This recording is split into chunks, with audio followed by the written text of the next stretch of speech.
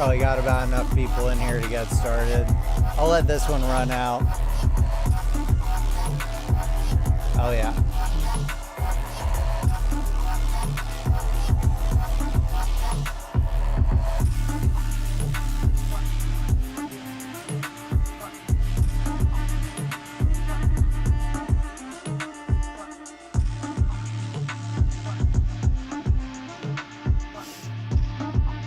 Let me hit the vape one time and we'll kick this off.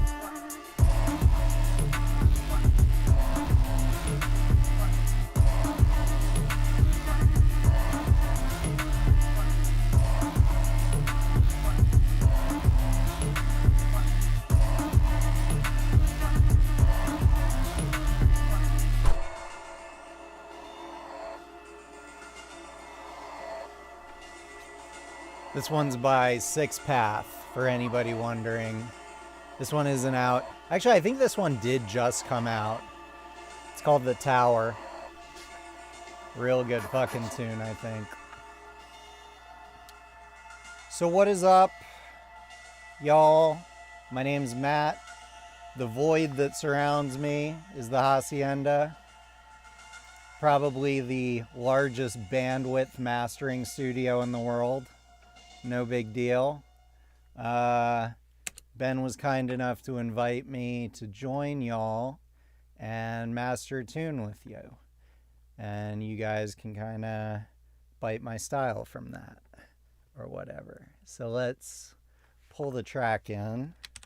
And sound off in the chat. How many of y'all want to be mastering engineers and how many of y'all just want to be able to master your own stuff? You can be honest. I won't take it any kind of way.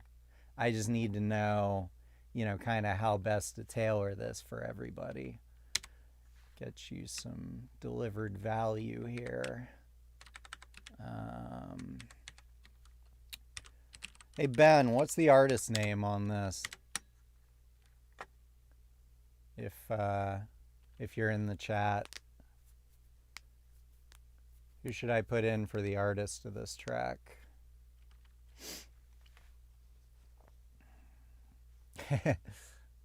Okay. All right. I can work with that. Oh, cool. It's you guys. Okay. Just had to be sure. I won't go into why I'm entering that there, because probably most of y'all aren't working in Reaper. But fuck it, I'll go into it anyway. When I cook the masters, the name of the song goes up here, and whatever mastering version it is, the artist goes in here, and it automatically cooks the artist name, the track title, into every song. And like in Reaper, I could load up like 20 songs in the same session and like define the range of each song and bounce it out with the correct file names in it. So that's why you put the artist in here and you put the track title in there. So it basically cooks the artist title onto everything. But anyway, let me get my monitor controller visible. Oops, without screwing up the chat. Okay, that screwed everything up. Let me shuffle this around a little. There we go.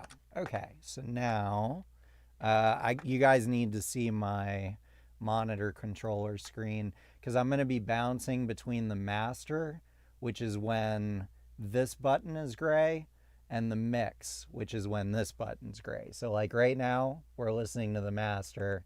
Right now, we're listening to the mix, if that makes sense. That's how you can tell which one's going at a given moment. Because I'll be switching back and forth between the mix, the original mix, and the master that I'm working on.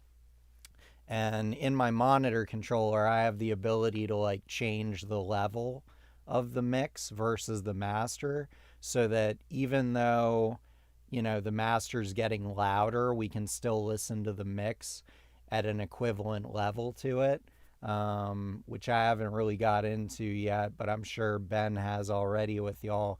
Whenever you evaluate something really critically you want to make sure you're doing it at equal loudness, whether that's like an individual plug-in in your chain that you're A/Bing on and off, or whether it's comparing like the master you're working on to what your mix sounded like before you started on it. It makes a really good sanity check as to whether like you've lost the plot and you're, basically making a messier mix at the moment or not. Having the ability to quickly A/B between the two can, ooh, look at that little guy. What's that little guy doing? Goodness. Yeah, we're going to tuck him in. Okay, so I got this tune that Ben sent, and I haven't listened to it yet. I haven't had the time. I've been running around like a chicken with my head cut off all day. How many of y'all work in headphones, and how many of y'all work on monitors? And if you work on both, like which one do you main, if that makes sense? I'm trying to get feelers on how all of y'all are monitoring right now. Hit me up in the chat. And while you do that, let's have a listen to this mix, a bit of it.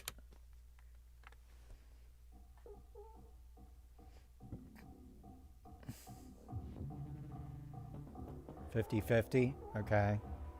Okay.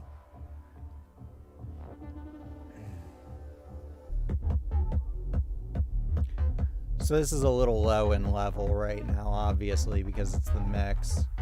The balance between my mic and this will get better as we work into it. I'll try to talk quieter in the meantime. Alright, so far so good.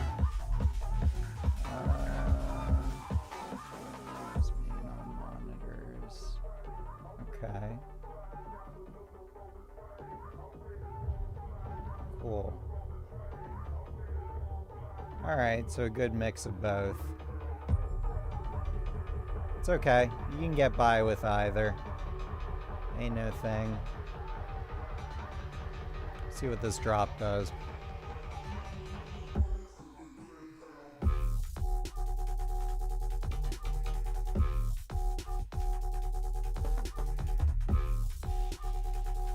Cool. That guy's gonna be a pain in the balls, but we'll work on it.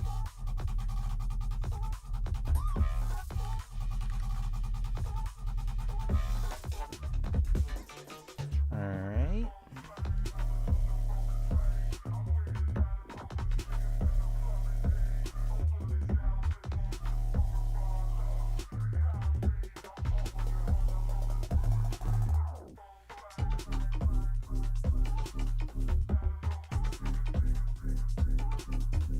Well, so far so good.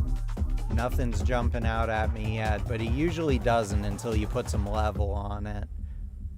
Once you get some level going on it, that's when the flaws really start showing themselves. I just like to have a quick listen before I start cooking it, just to make sure there isn't some kind of level imbalance between, different things, because that'll be pushed against by the limiting and clipping once we drop that on there. And sometimes it can be a little less apparent that, your limiter's working too hard on one individual thing, whereas if you just listen to the mix before you start cooking it, it'll be a little more evident sometimes. I don't think we're gonna have balance problems with this. Okay.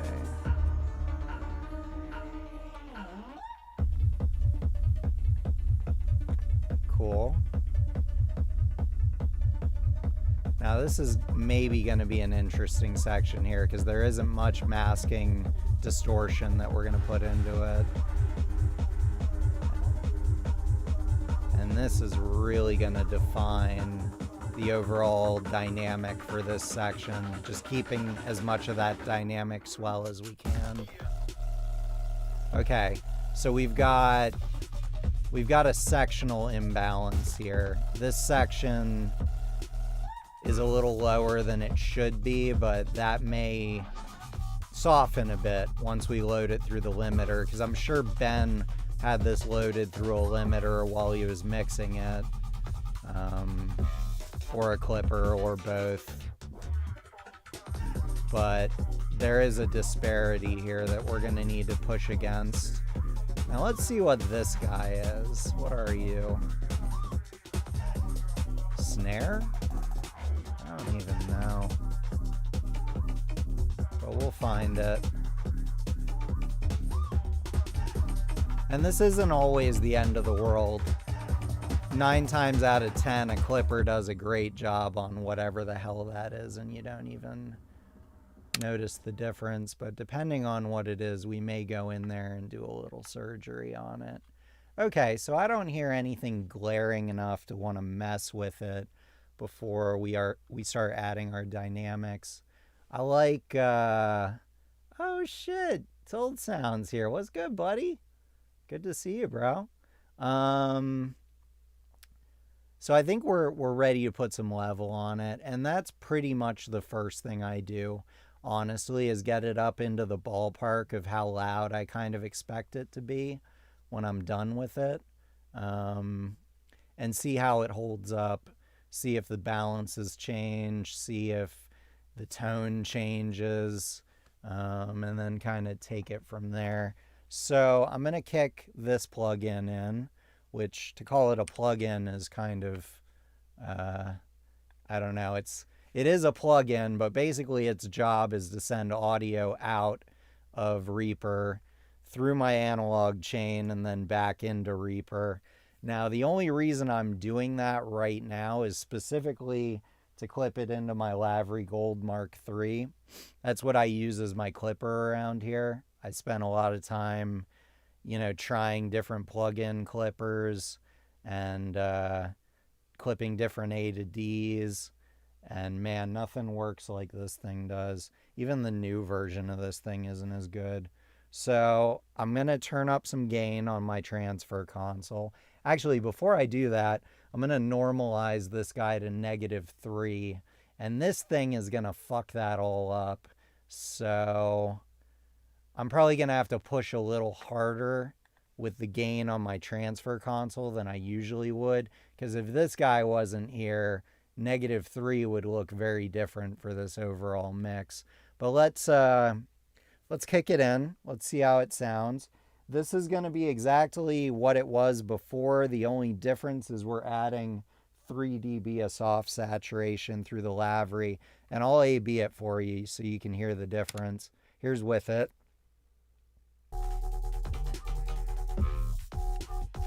And here's without it. Okay. With it. Without it. Okay. So yeah, it did get louder as a consequence of the saturation curve of the thing. But it does a whole bunch of other shit too. I like what it does to imaging. I really like what it does to the low end. They nailed the saturation circuit on this A to D converter. It's fucking stupid. I shouldn't wax poetic on it too much because I know y'all don't have it, but I'll talk you through an alternative that'll get you like 80% of the way there in a bit. So let's turn it up until we don't like it.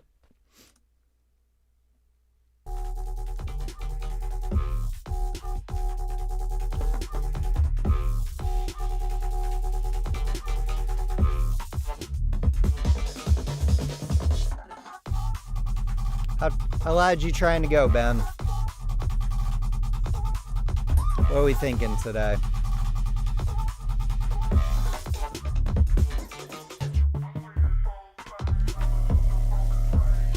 Okay, I'm liking that. I'm gonna kick a limiter in real quick. Just this guy. Just to keep us from true peak clipping into the stream, because I imagine that probably won't sound too good. The ambient is quite loud. Yeah, it's because I haven't made the master loud yet, but I'm working on that. Let's go a little louder until I hate it. Oh, good. Good. I'm glad we finally... Nah, you should have it. Nah, you should have it. It's coming out. You should have it. Oh, great. Well, I was told that this was working. How about if I do this? Is that better? Does that help at all? Oh, good, good. Love that shit. Well, it's going into OBS. I don't know what to tell y'all. Really? Like, if I...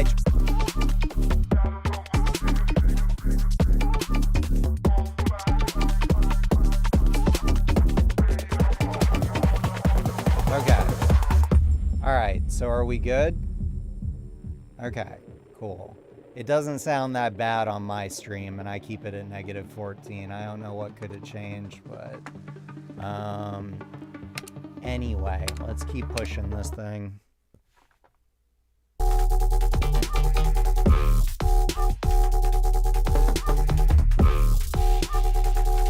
Let's compare to the mix.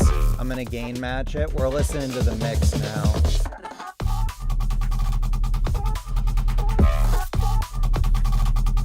Master.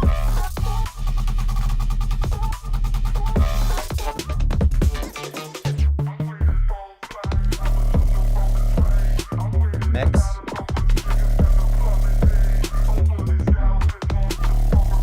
Master. Okay, we lost a little punch on the kick, so I'm going to pull it back a little.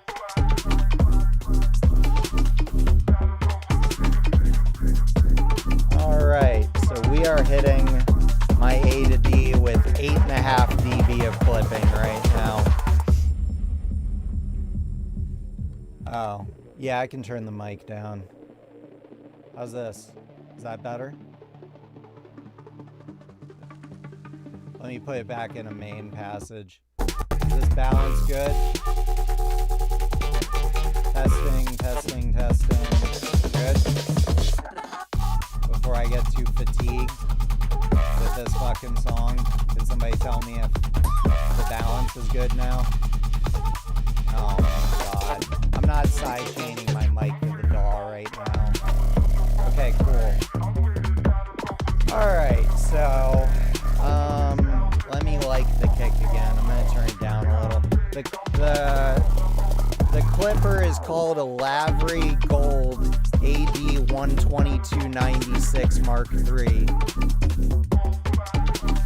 Alright, we got a little punch back in the kick. I don't think we're hugging it to death now. Let me try throwing another limiter on top of that and see if I hate it. I got this guy going now too. So I've got this one with this one before it. And as you can see, neither one of them are doing much. Just a little bit. I could be hitting these harder for sure. And I think I could be hitting the clipper harder too. Let me take it back up.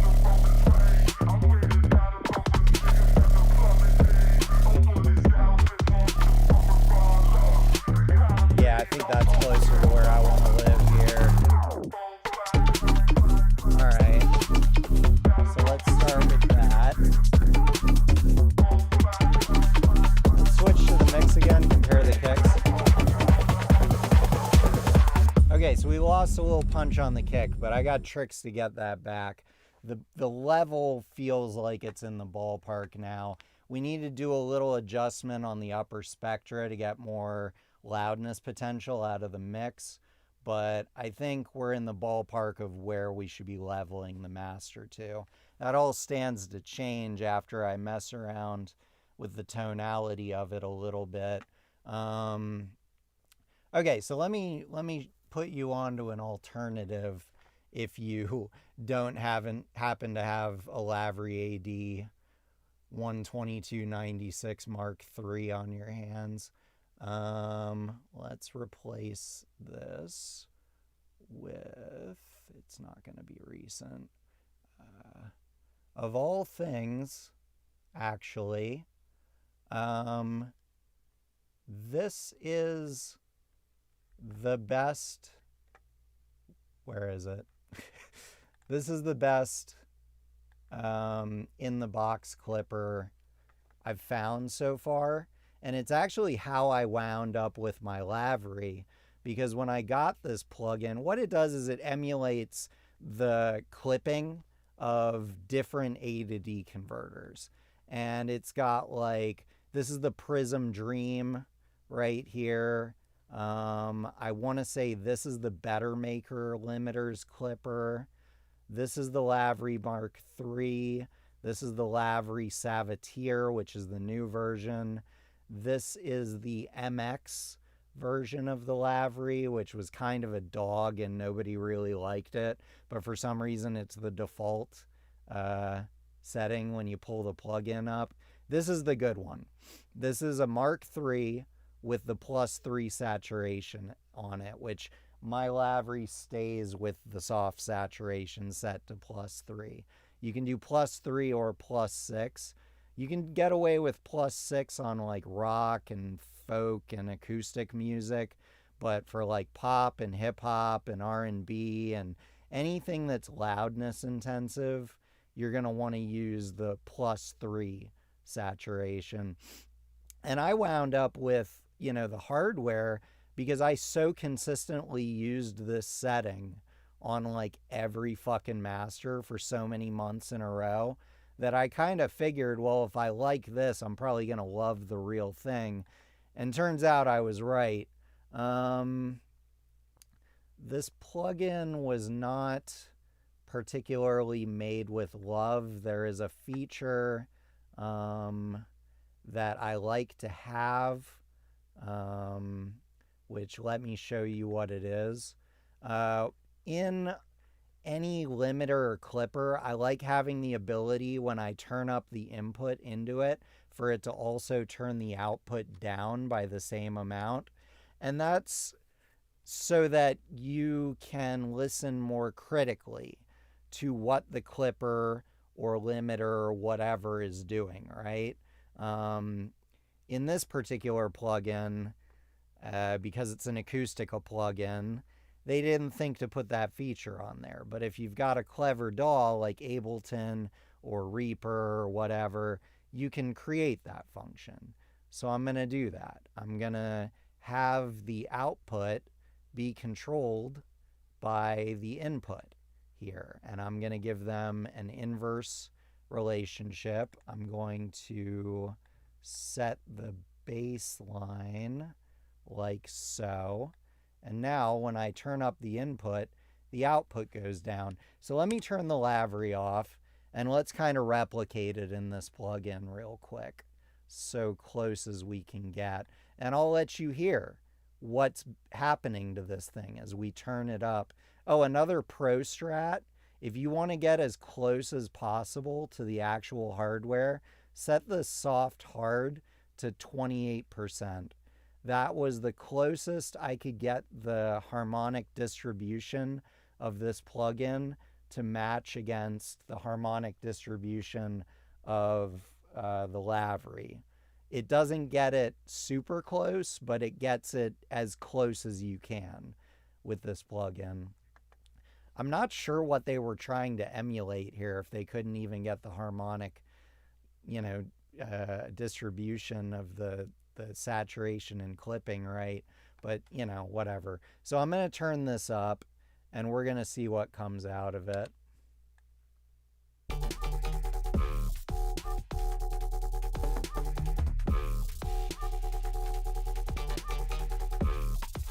Okay, so now when we compare on to off, we're at the same level. And we can just hear what this clipper is doing to it. So if we're really destroying it with it, we'll hear it real obviously. Wow, and look how little clipping I'm actually doing at this point. Cool. Okay, let's do more. Let's turn it up till we hate it. Okay, now I hate it. Okay. Don't particularly hate that. Let me match it perfectly against the Lavery. So that would be 8.5 and 3 is 11.5. Oh boy. Let me put that number in here. Cool. So this is the same setting I just had it on. And let me turn off the parameter modulation on this real quick, so that we can hear it at the actual level as the Lavery. Here's that.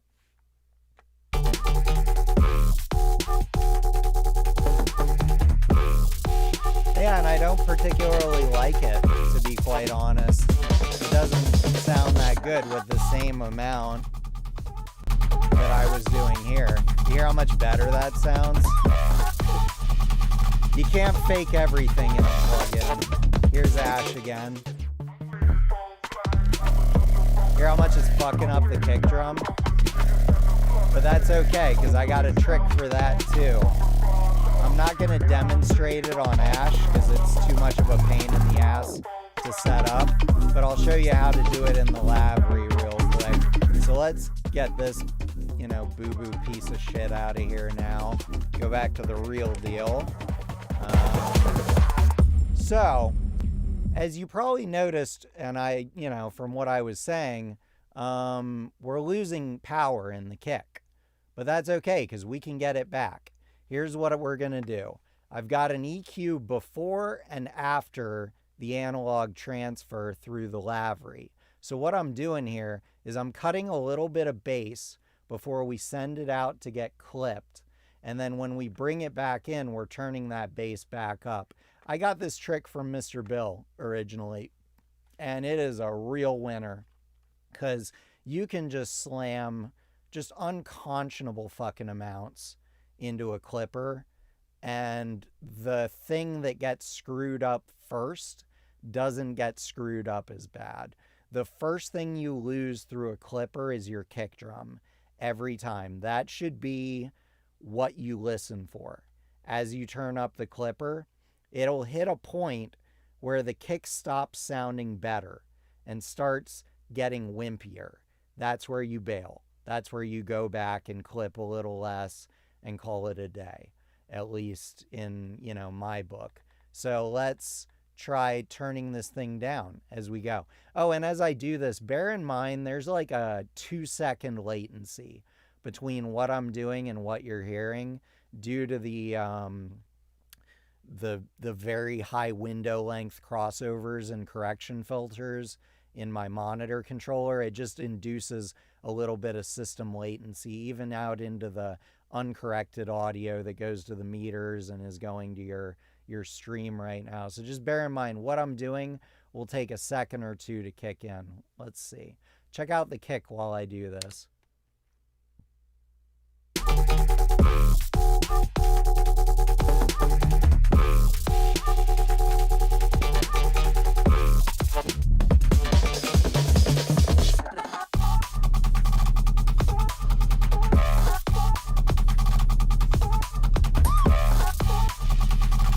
Basically, all I'm doing right now is I'm listening to the kick, and I'm listening to where it kind of hits its, where it hits its potential, where it gets as punchy and as forward as it can be.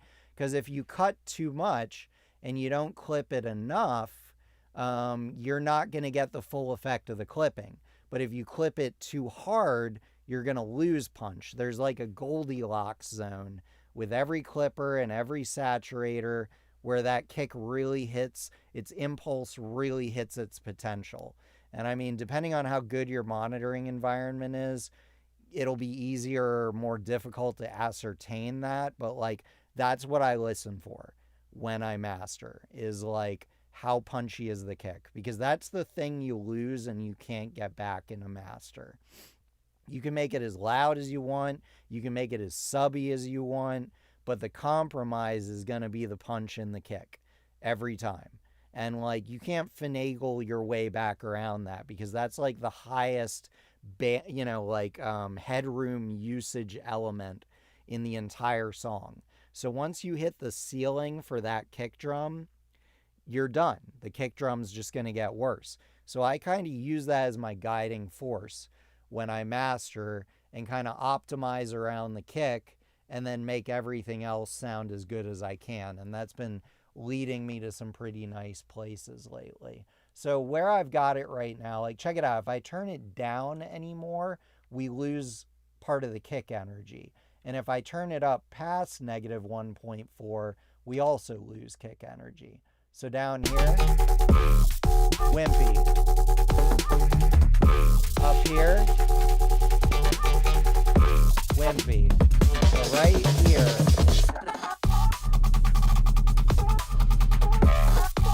that kicks really forward and aggressive.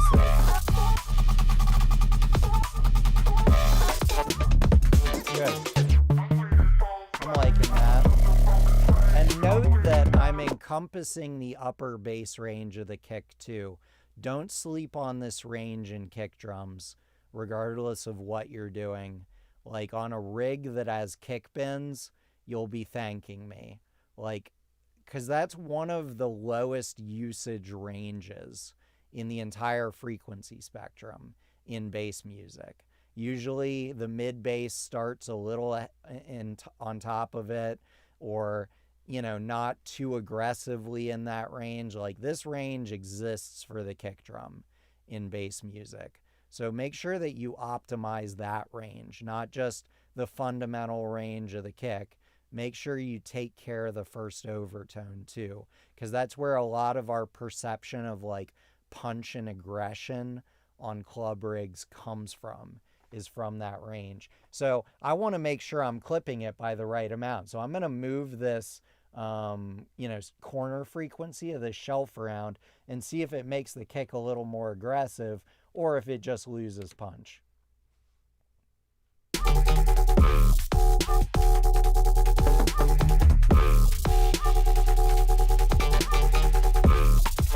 Nope.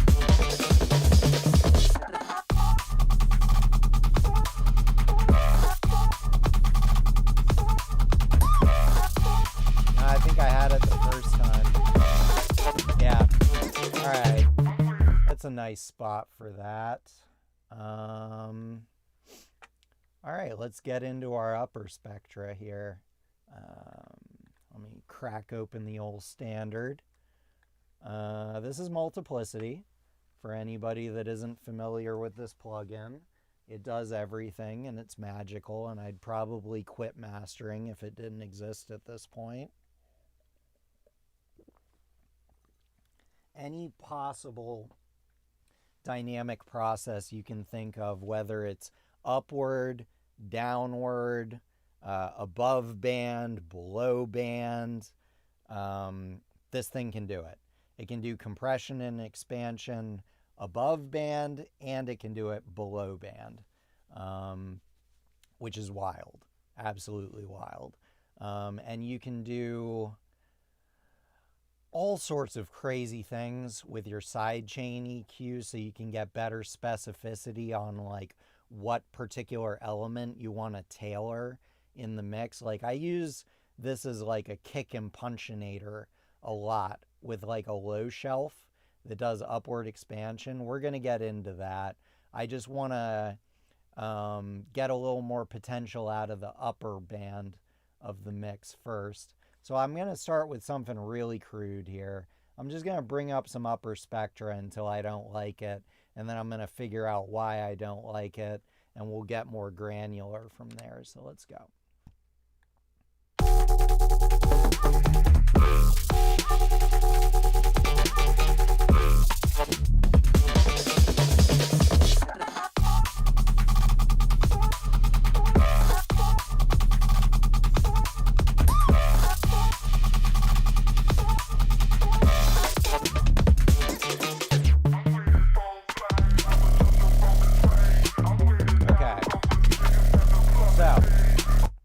We got to navigate around these breaks because they're a little too loud. Once you get the tone right, the breaks come up, they get really aggro. So what I'm doing is I'm finding like the highest level that I can put this shelf before the breaks piss me off, and then we're going to refine in from there. Let me have one more listen here. And yeah, I'm only working on this section right now. We're going to move outward from here.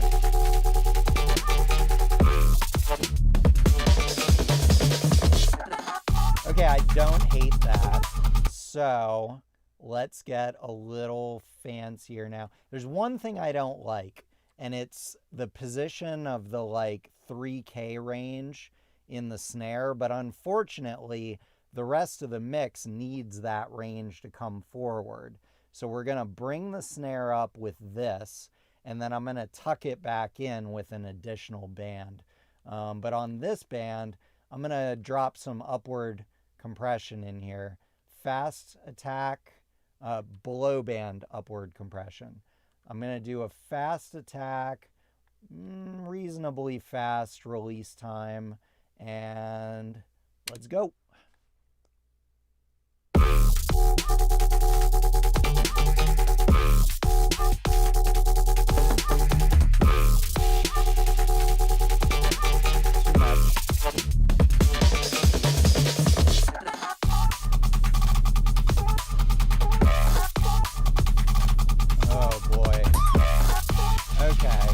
Change of plans. We might have to break out the scalpel, but that's okay.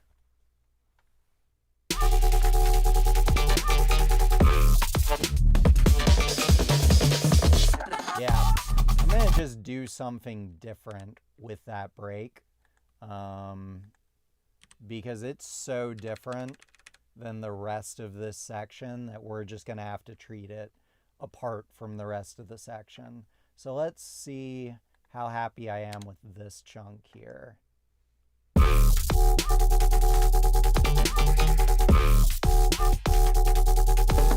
move this over here. Try that again.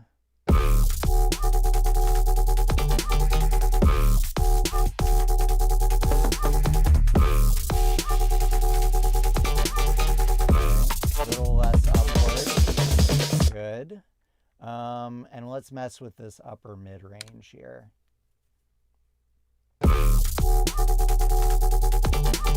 Okay, so on this band here, we need more energy in this frequency range. There's not enough going on except for the snare here. So what I'm going to do is I'm going to do a little bit of a push-pull. I'm going to pull the snare down as I push everything else up. So let's dial in the threshold for this. Again, fast attack, pretty fast release, because it only has to really contour to the snare, and specifically like the transient of the snare. So we can make this a little short. Let's dial the threshold in so it responds to the snare.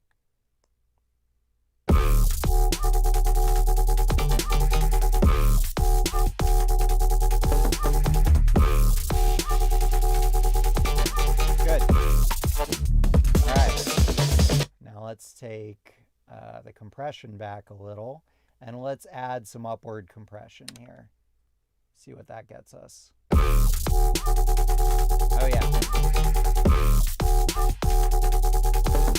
Oh yeah, all day. A little less compression, because that snare is doing pretty good.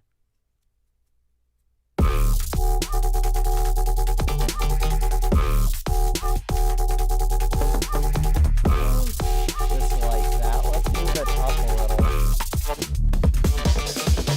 Yeah, I'm starting to actually kind of enjoy that a little. Let's do a little less upward on it. It's feeling a little hyped. And the nice thing about upward compression on a dynamic band is like it sounds a little different than boosting this frequency range would with a static EQ, because it's not even working on the transients of the sound in this area. It's only working on the steady state information in this area. Whereas if I just boosted a static band here, I'm turning the snare transient up. But by doing this, I'm turning everything except the snare transient up. And that kind of gives you the ability to move the rest of the mix around the snare in different frequency ranges. Let me get one last listen on this.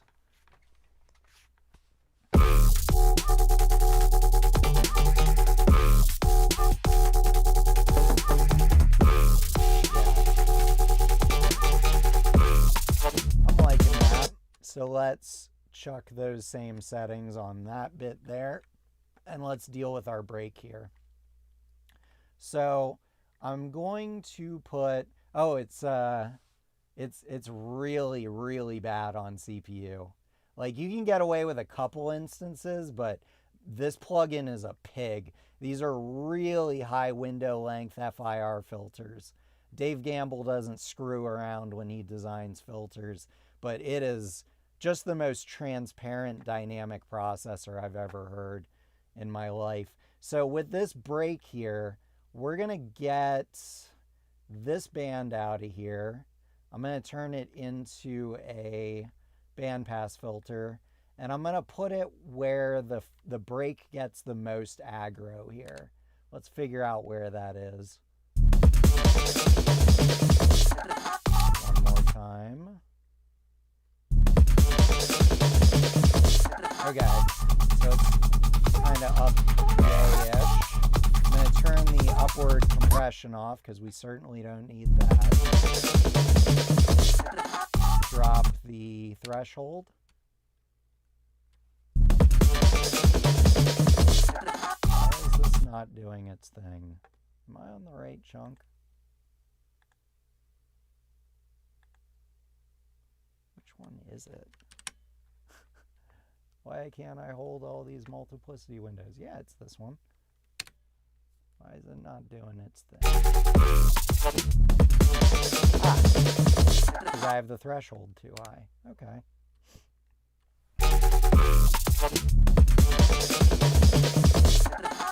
I actually don't hate it without the boost, but it sounds too different. So I'm going to add some of the boost back in that I had going on this chunk and this chunk. And I'm just going to tuck in this like 4K range as I boost around it, just on this break here. Let's see.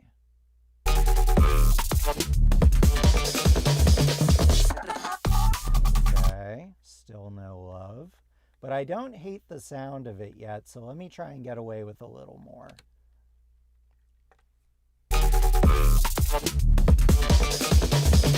Okay, now I'm starting to hate it a little.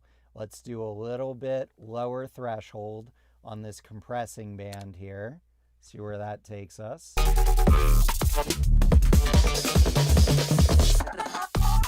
kind of nice. I'm not disliking that too much. Let's see. Let's see how it flows into it.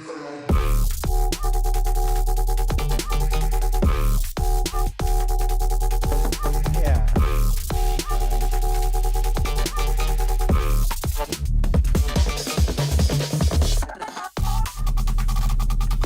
Weird. Does something change here? Should be the same settings. Feels like this section's quieter than the previous one.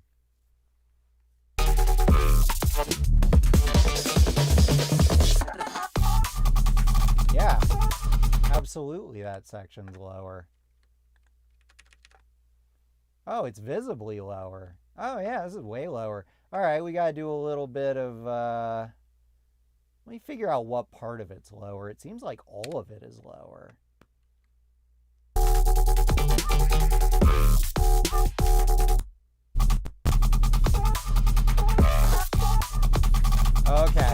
Okay, it's because the upper spectra went away. So we just need to goose into it a little more in this chunk.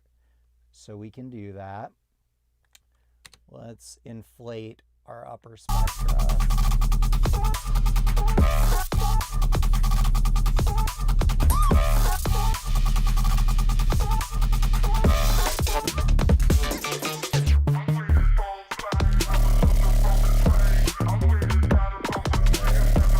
Here.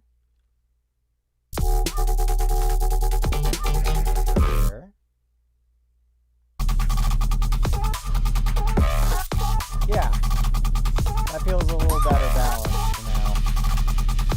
Cool. Okay, let's make fucking another instance of multiplicity on this chunk over here. And let's try and get this bass doing its thing a little bit better now. So I'm going to switch over to a low shelf here. And we're going to see how much juice we can get out of this kick drum. I'm going to do very short attack. And I swear to God, the sweet spot for release on this just always seems to be around 100 milliseconds. I have no idea why, but it just seems to work out really consistently. So I like to start there. Let's get this dialed in on the kick.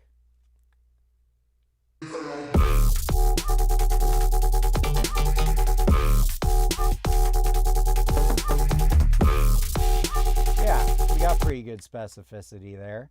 All right, so now I'm going to do upward expansion with this, and I'm going to turn it up until I hate it.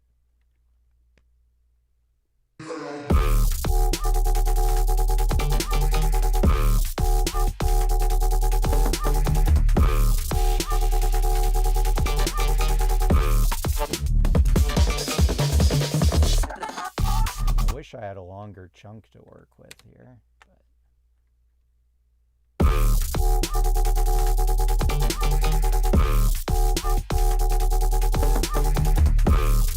I think we're getting a bass note in here. So let's kick in the high pass on the side chain. See if we can get a little better specificity on this kick drum by getting rid of some of the sub-range content from the side chain.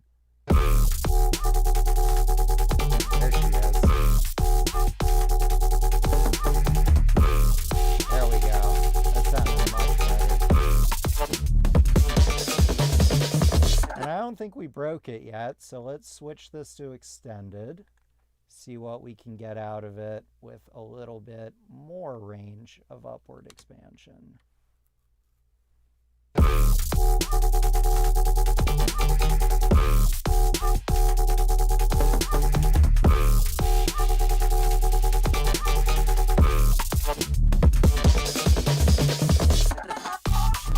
Not inflating good here. Come on, kick. Try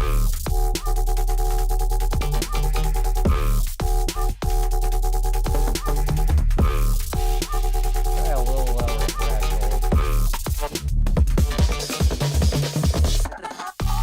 Kind of like that. Let's compare with it off. And wet.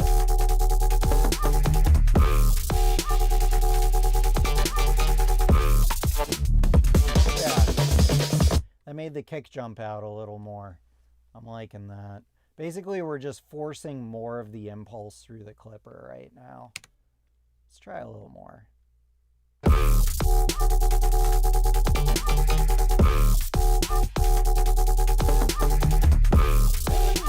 happens if I juice it? Come on, kick drum. Do your thing.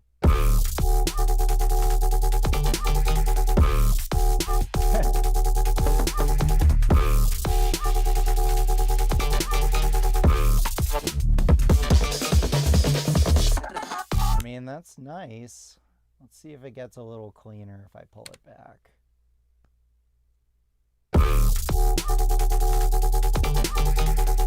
I think I know what our problem is. Let's give the kick a little bit more room to maneuver with our symmetric filters real quick, just so that we can push more of the impulse of the kick through the clipper.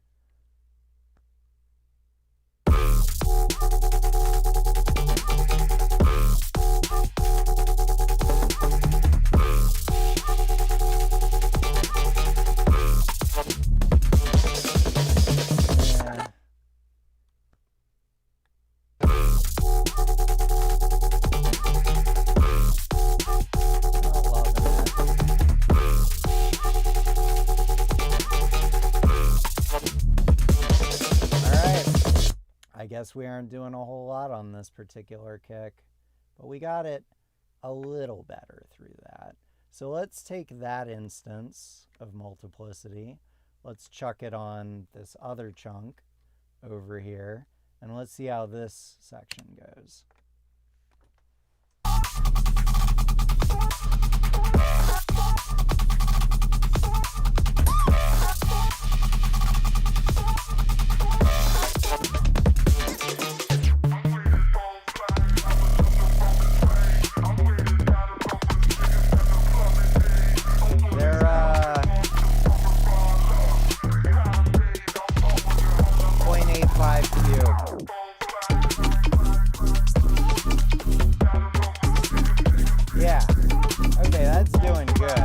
if we compare it on and off, check out what it does to the kick. Here's off.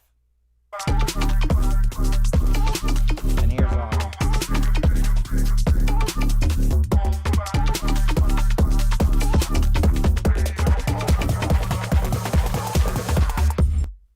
They're 0.85 Q. They don't have an order. It's just a Q factor. So I'm liking my kick in this section anyway. Let's go back here.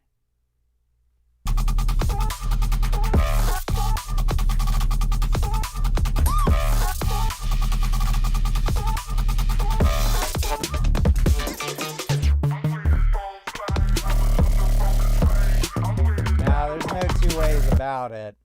This section just needs to be louder, like overall. Everything up to there. Let's try turning it up a little.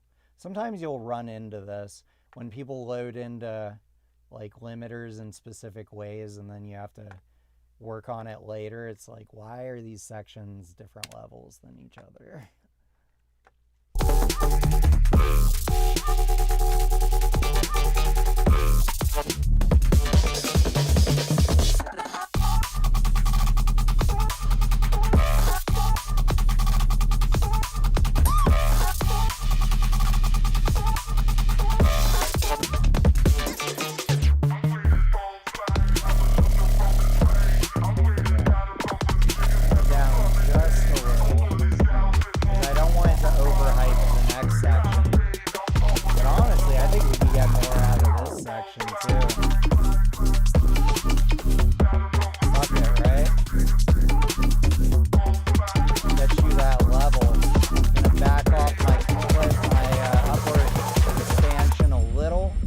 I just turned up the overall level.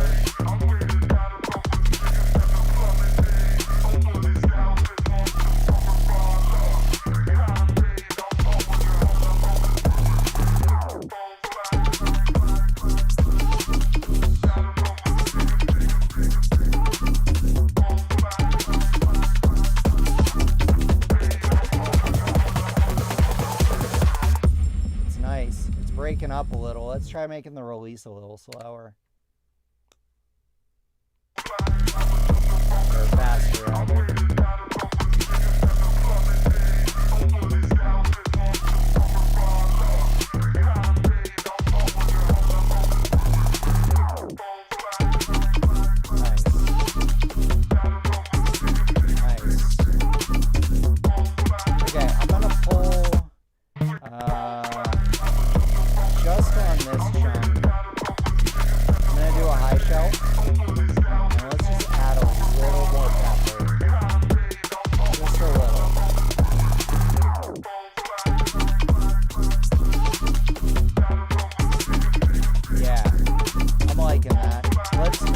The progression now. As you can see, I don't stay in one place when I master. Like, if I have to master one kick drum at a time, I'll fucking do it. Like, it's not good enough to just have settings that sound pretty good through the whole thing. Like, it's got to be perfect in every chunk of the song. You know what I'm saying? Yo, what's good, Wes?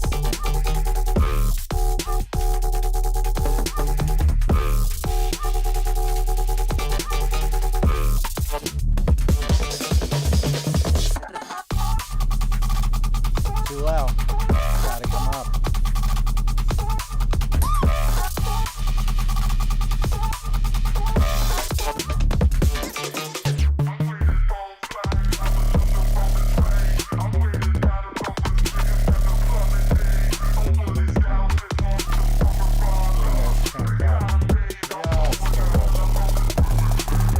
Now the kick's breaking up. Let's get the kick happy again.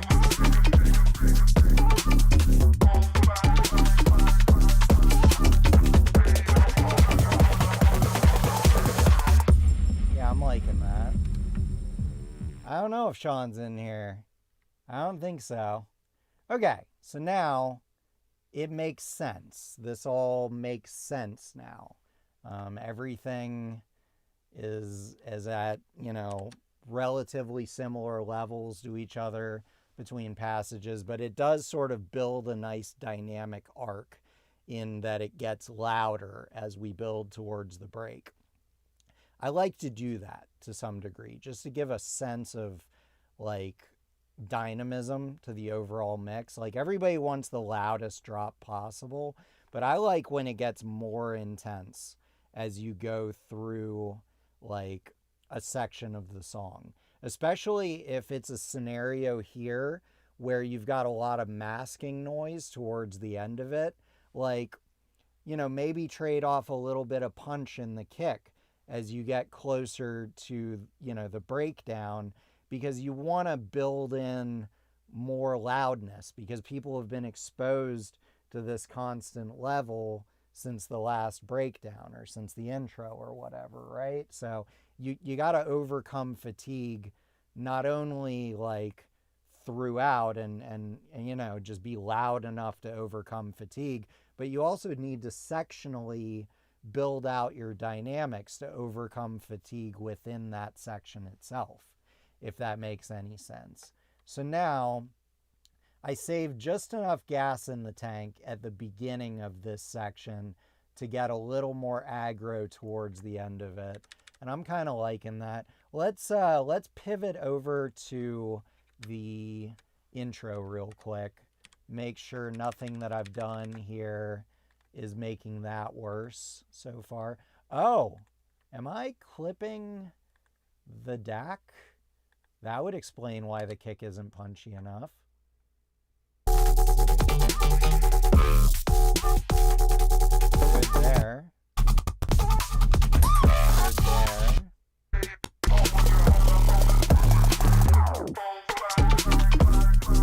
Well, okay, cool. I'm hearing the kick break up a little here. Let me give away a little more into the clipper.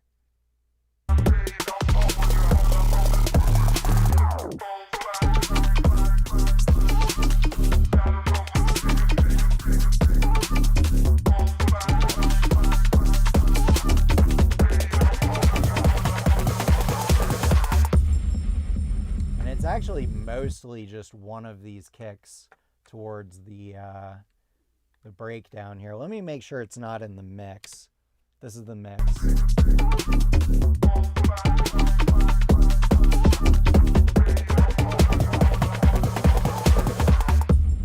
No, it is in the mix. The kick does break up in the mix. That isn't me. My Lavery is not to blame here. Cooked into the mix.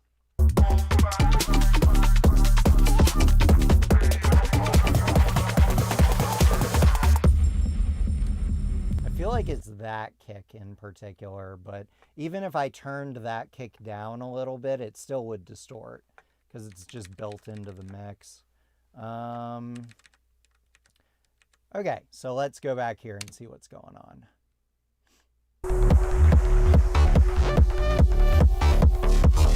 Pretty good, actually. This is doing okay.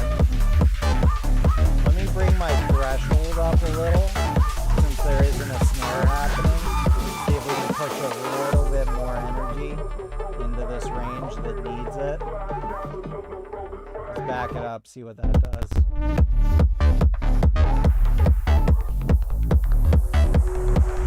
More, and no compression here. Now let's make this a little broader. Okay, maybe a little less.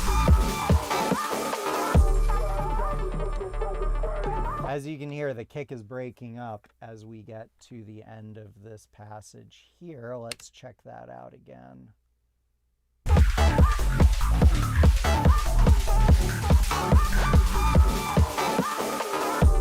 Nope, I was tripping, we're good. And another thing I pay attention to after I've got the clipper and limiter going is how loud are the breakdowns versus the main passages. Like, people don't spend enough time thinking about that. it isn't always a linear exchange once you load a mix with a limiter. It has a tendency to push the breakdowns louder than the main passages.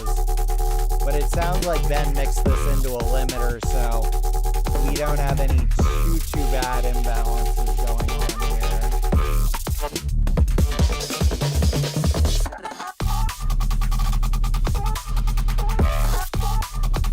Oh, I just can't get past it. This is like quieter.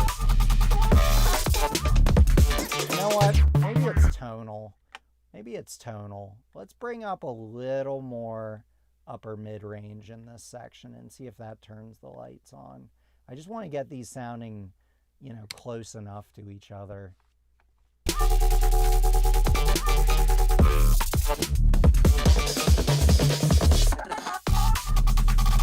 Now, it's here. It's here. What do I want to do about it?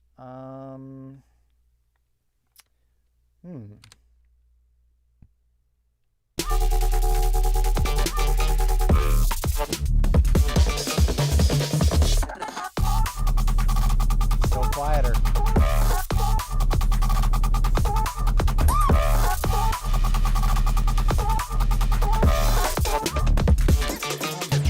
Come on.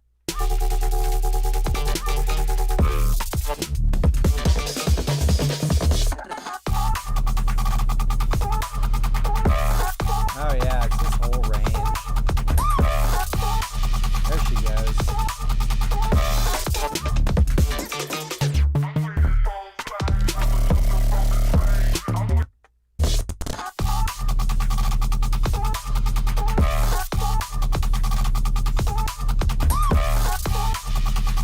Oh, I know what it is. Your fucking snare got quieter in here for some reason.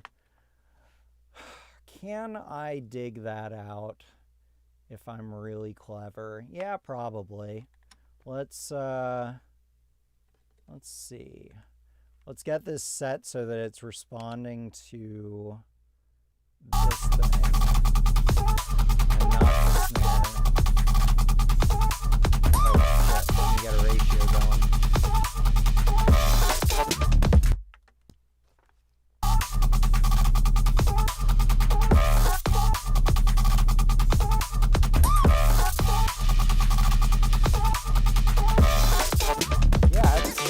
Sort of almost working.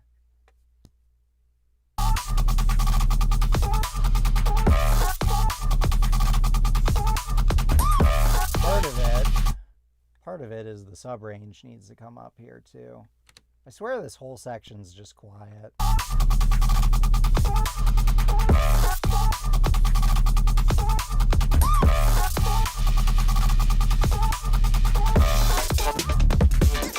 Okay, fine, god damn it. I'll do parallel compression. So we're gonna put some parallel compression on just this chunk here and just specifically the upper mid-range and up, because I just want to push the floor forward on here. And none of the tricks I've been throwing at it are really doing a great job. Let's see what this does for us.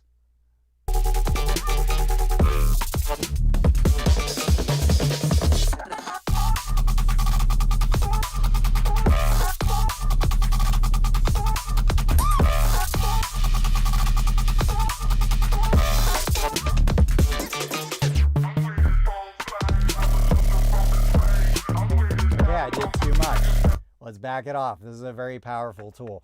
This is Dyne 1 by Leapwing, by the way. It is a multi-band parallel compressor with very nice crossover filters built into it. This is an emulation of a preset that my buddy Bob Katz did for the TC Electronic System 6000. For the multi-band engine for it. It was a 4-band engine on the TC, but he had this incredible preset he made that does multi-band parallel compression. And one of his other assistants over the years, Robin Rumors, went on to develop this plugin company, and this is one of the plugins he came up with. And it's basically just an emulation of Bob's settings. But we're just, basically what we're doing with parallel compression is we're pushing the bottom of the sound stage towards the front, okay? So because I've done that, I probably don't need to boost as much here as I have been, because it's getting a little aggro from that. Let's try swapping it out a little.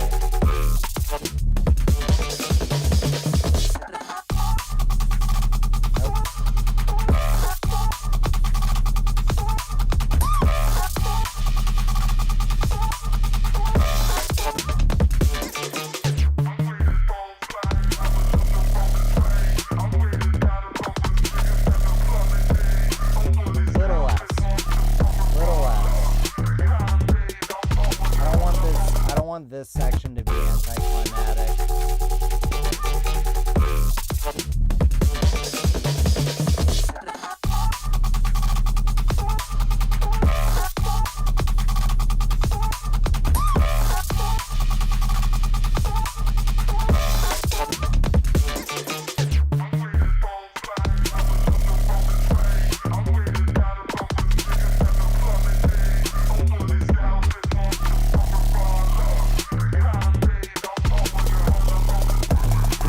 This vocal up. Let's get this vocal up a little more. This is more of a feature than I think it was meant to be. Let's see.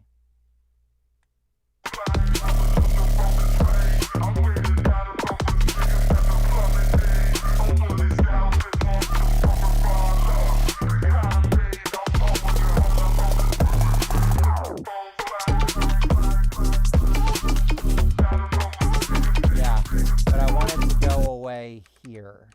So let's make this chunk end here and pull up this guy and take this back out. Okay. Now when we listen through,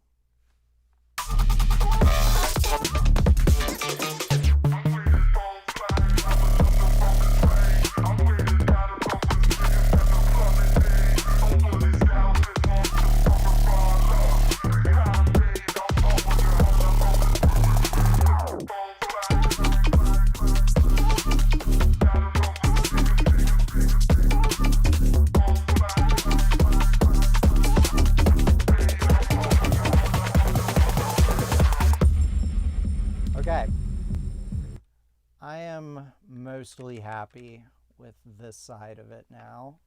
I'm still not quite sold on these kicks. Like, let me listen to the mix one more time. I swear I'm distorting them worse than they are in the mix.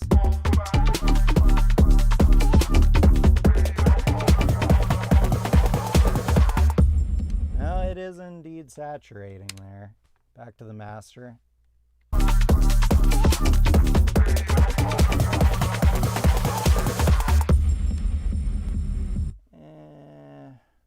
I'm gonna live with it for now. We'll revisit this. So let's see how this transitions into the breakdown and if we've made that breakdown way too loud now.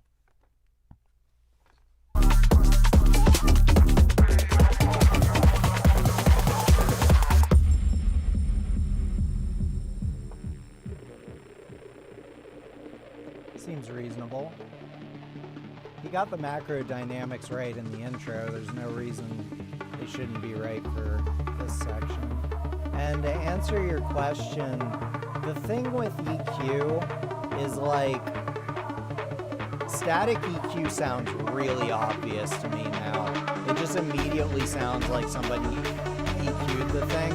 I think when you modify tone, you also have to modify dynamics if you want it to be transparent. Because when you move that transient around, the ear can hear it. But if you keep the transient in the same place and move around it, you can make huge moves before it sounds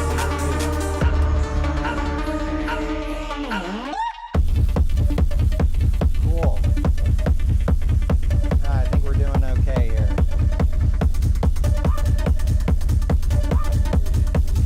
Let's see if I can make this kick sound any nicer in here. Let's just split this up.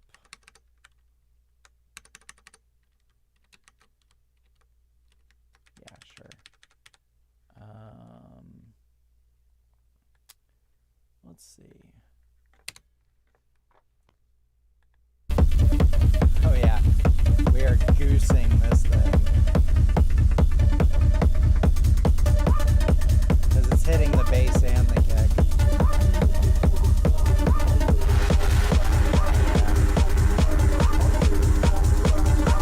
She ain't happy.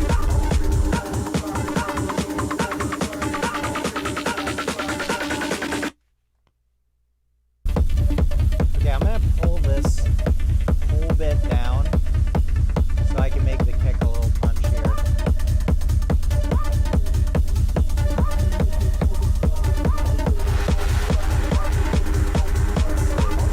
What's this thing doing? Once again. What's this thing turning up? Okay. Oh, shit. Right.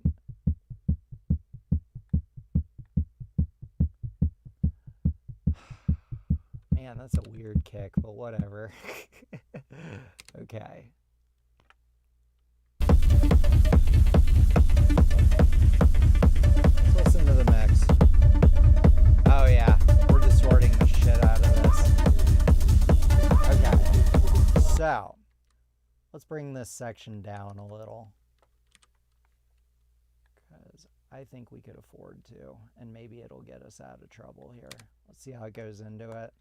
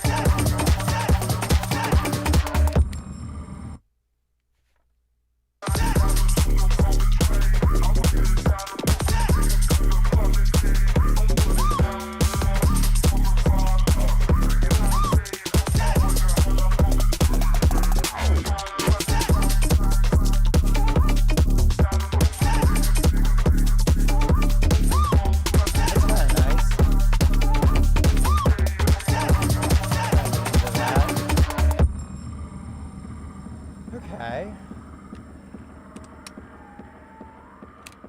Alright. I'm getting content with this. Still more to do. Let me hit the ceremonial vape real quick.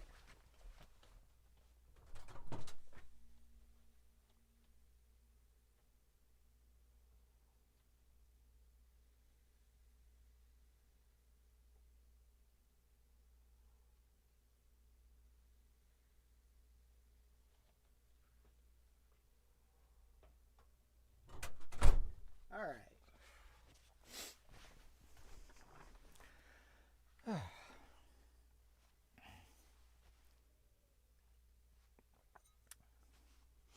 So let's skip around a little and see what the dynamics are doing throughout.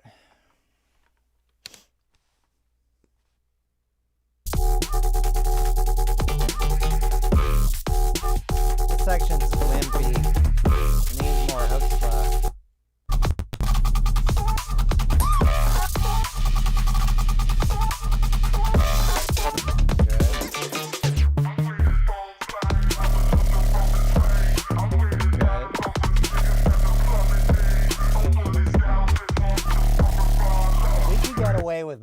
super highs in this section. Let me try that.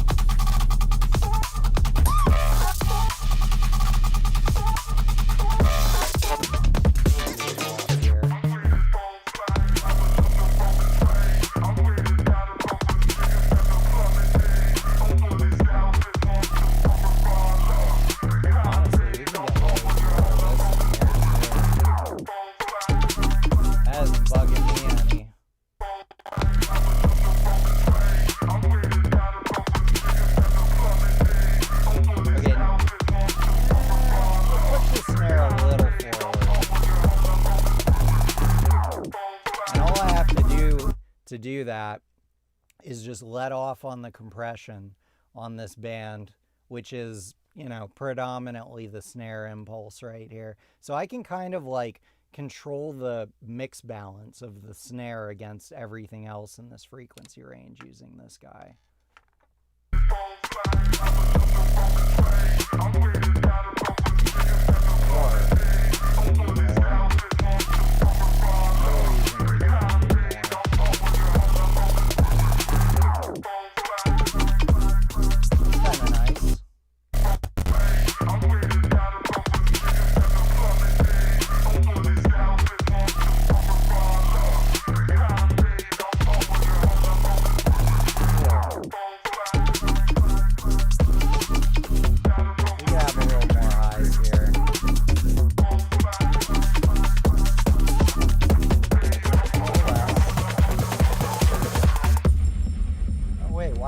Pressing the hats up here. What the fuck am I doing?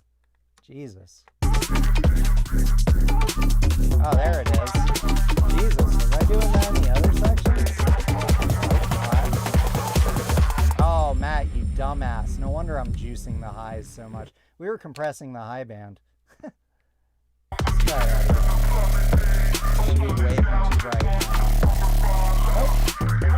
Still doing okay.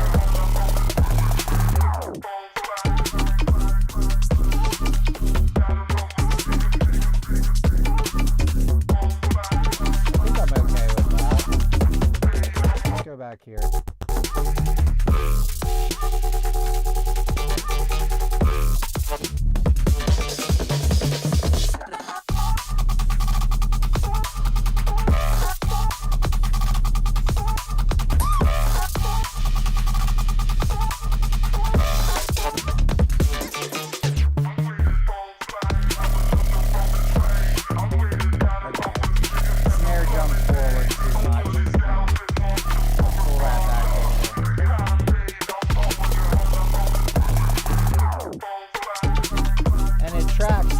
Because we're pushing the upper mid-range forward.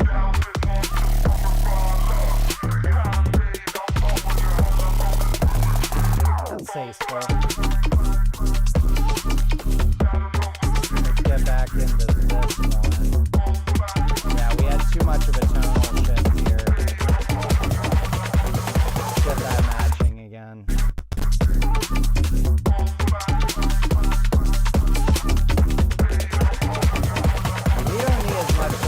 On the snare here either, because it's a little subdued. Too much. There she goes. Okay. Agreed. Let's jump over here. Let's listen to the mix.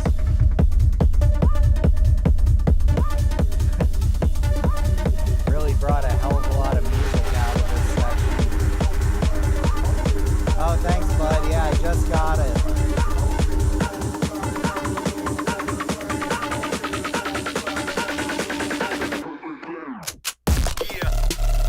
Oh, too quiet. What the hell?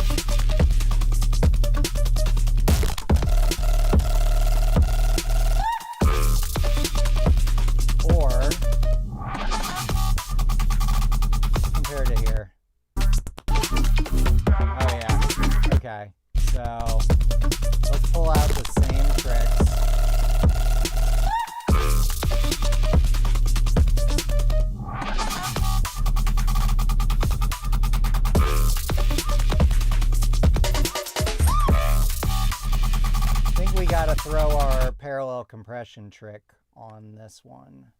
So let's get that in the equation, see what that brings to us. Oh yeah. More like it. I think I could afford to pull this one down. Nope, not that one. This one. That could come back down now. Go back again.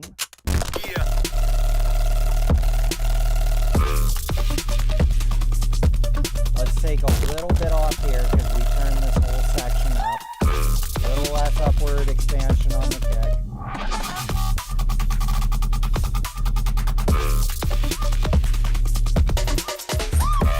There she is.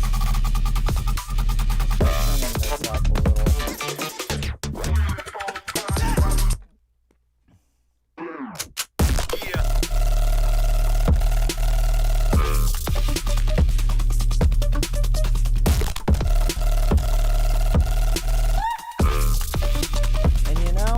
What's missing here? We need just a bit of this. This range is feeling a little empty in here. Wrong one. Let's put it on the right one.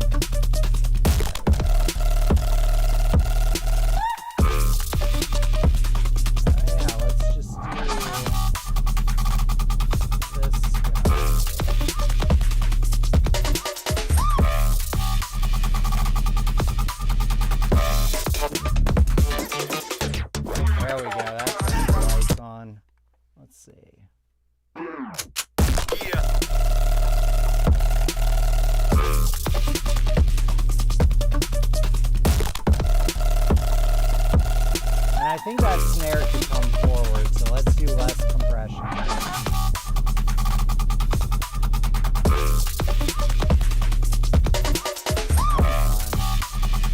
Too much. I think we might have to do a little upward expansion and upward compression on this fan. That's fucked up.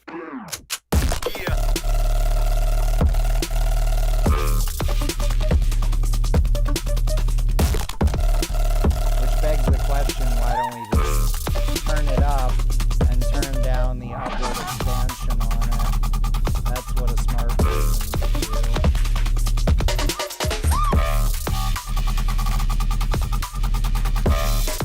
Oh my god, the snare. Come on, dude.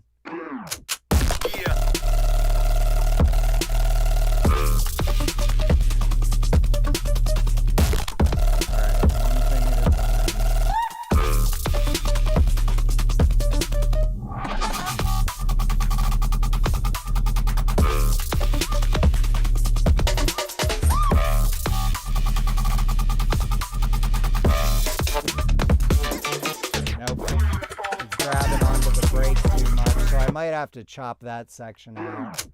Okay, put our upward compression back in.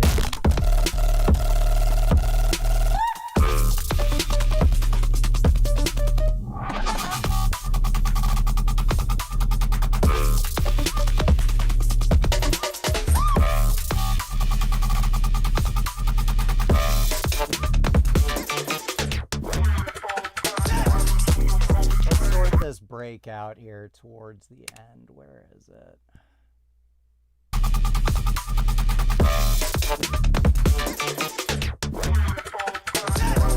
This whole chunk here, this little bit. Right there. Let's pull some things down on this bit because it gets a little aggro in here. Let's see what this does for us.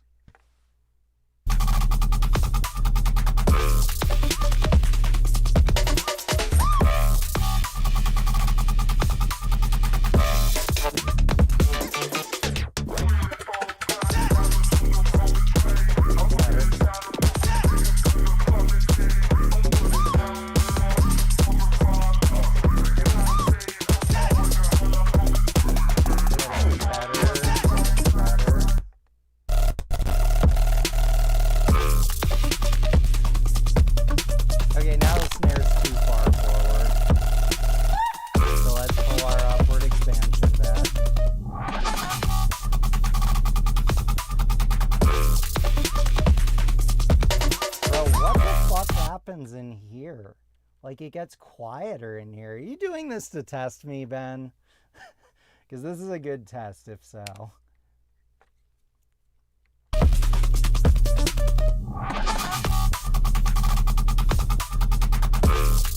Yeah, I swear to God, it's quieter here.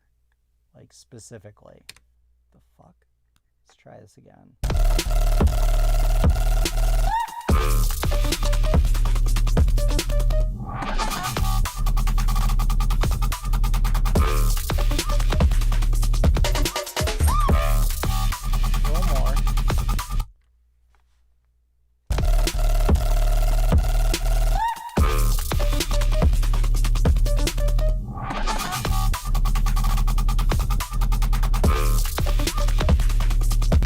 Do a little bit less, or maybe a little more upward expansion on the snare, just in this little chunk here,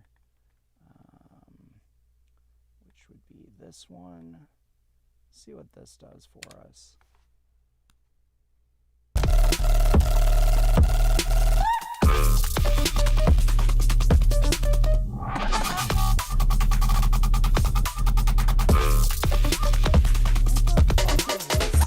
Doing in here.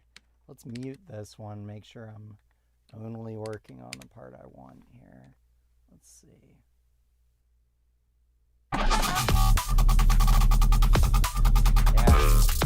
Yeah, the kick goes to shit in here too, for some odd reason.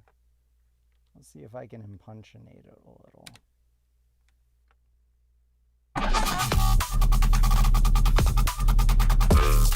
Fuck.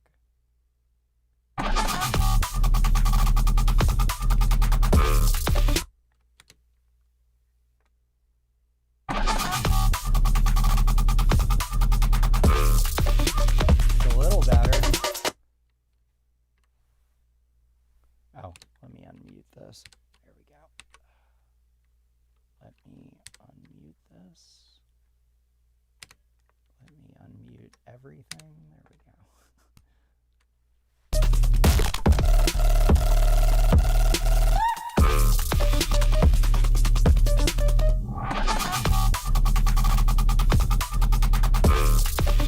There we go. That's flowing a lot better now.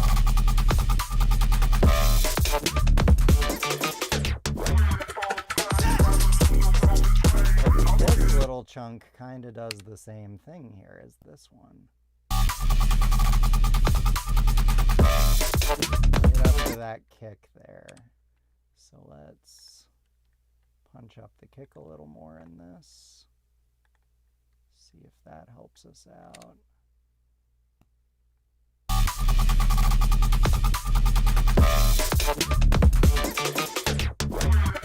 One more time.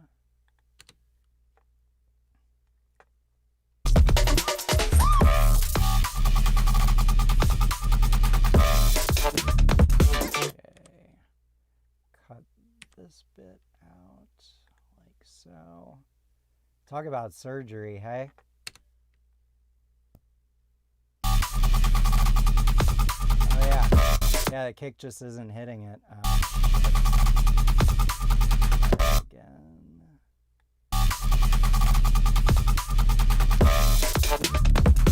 Oh, pull something up in there at least.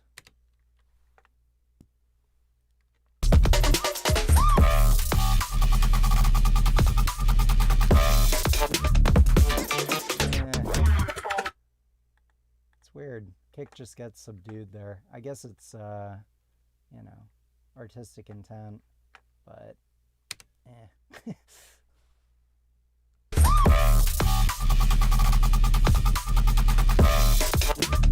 Okay, let's turn this a little bit up some, get a little more juice out of it.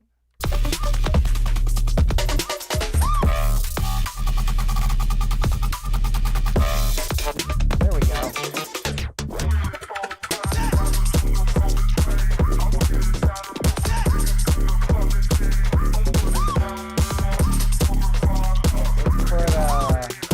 Let's put our vocal boost back in.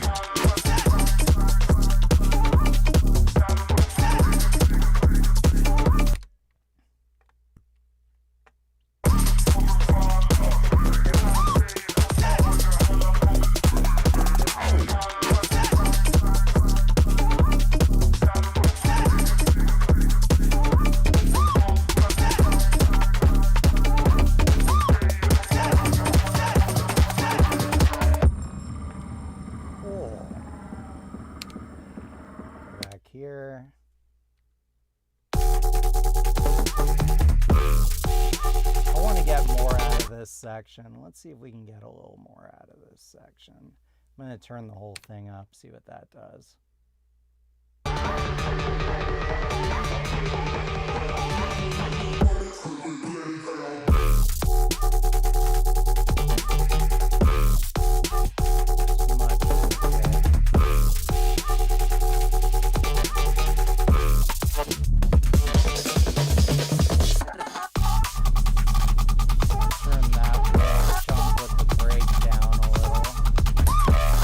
That again.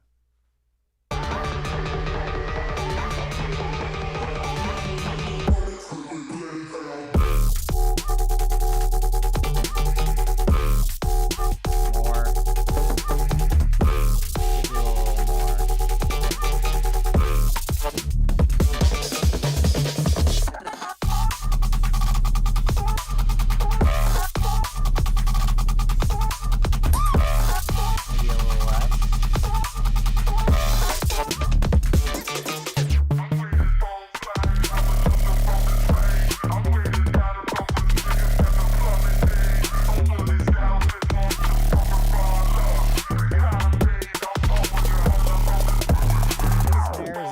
Aggro here. There it is.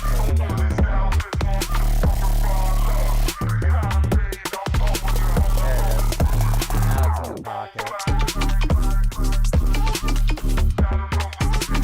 Let's pocket this one a little better too.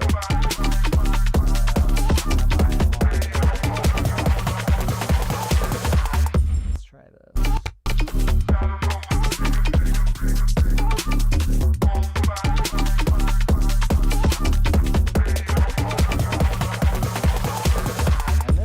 Bugging me because I swear it's me that's distorting here. So let's find the beginning of this.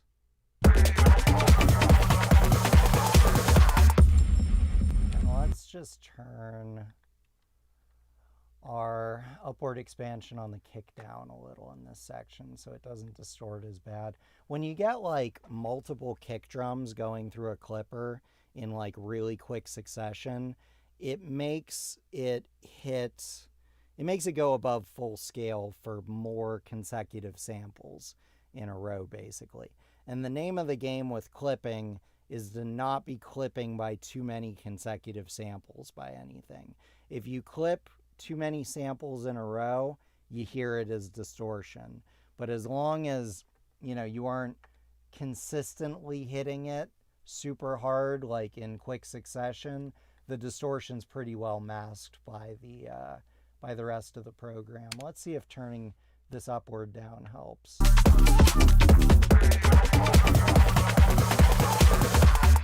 Yeah, it does. With the exception of this guy right here.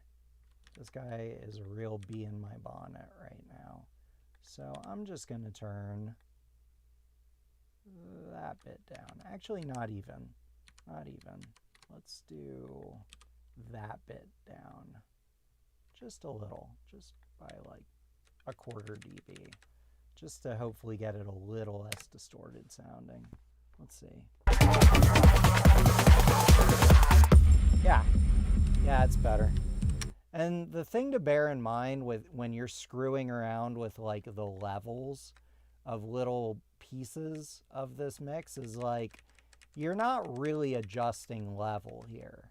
What you're adjusting is how much dynamic range change you're inducing on it. Because it's going to hit full scale regardless, because we're hitting it so hard with the clipper and limiter. I can send a cut of this.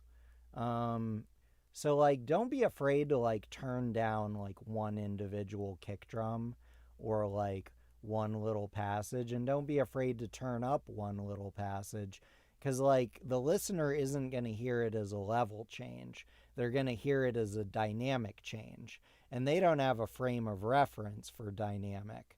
So like, you can kind of do whatever the hell you want, and it's more or less transparent despite that. So let's see if we can get away with making this thing a little wider. I'm going to pull out the usual suspects for this. Let's get stage 1, And let's get, oops. Let's get Imager 11. So I like these two. Usually one of these or a bit of both makes me happy on a given mix. When I use Ozone Imager, I always switch it into transient and sustain mode, and then I leave the transients alone and I just widen the sustain of the notes, because that way you can make your mid-range good and wide, but you don't fuck up your snare transients in doing so, because that's, you know, a pretty nasty compromise to make. So let's see what we can do here.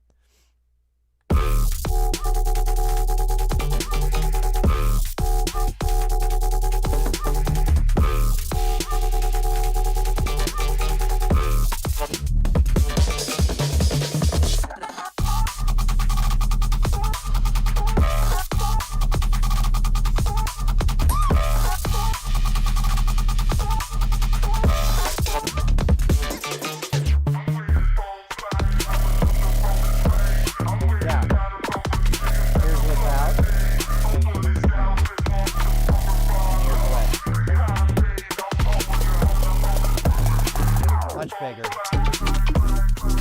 Now, the thing I don't like about Imager is listen to the bass when I turn this off.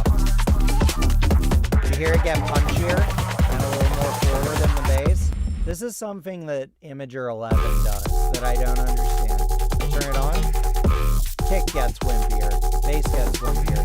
Turn it off, kick gets fuller, bass gets fuller.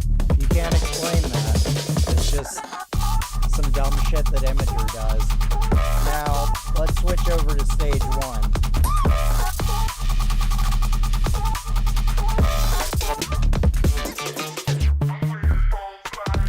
And when I turn it off, it doesn't change the bass. Hear the difference? So, neither one of these are perfect options per se. This one fucks up the transients because it doesn't have the ability to separate them and process them differently. This one screws up your bass range.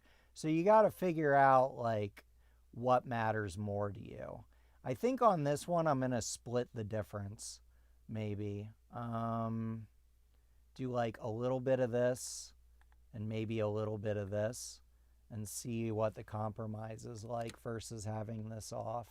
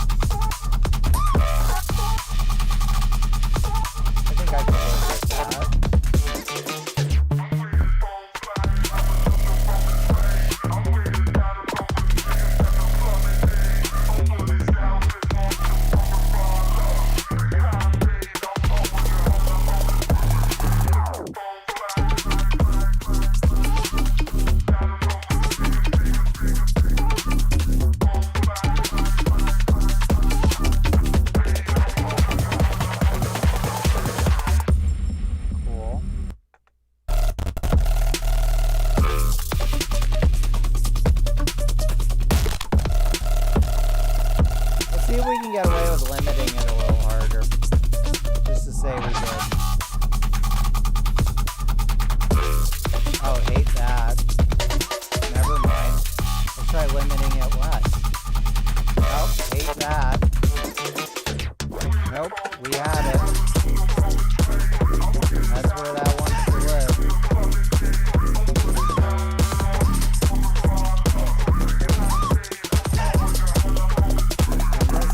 Who the fuck does this guy think he is right here? Who the hell do you think you are being that loud? I know exactly what that is. That's bus compression letting off, and it just makes the kick level explode. But that guy doesn't need to be that damn loud. This will sound exactly the same.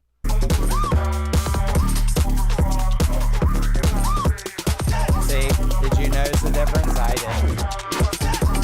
But now it doesn't distort as much.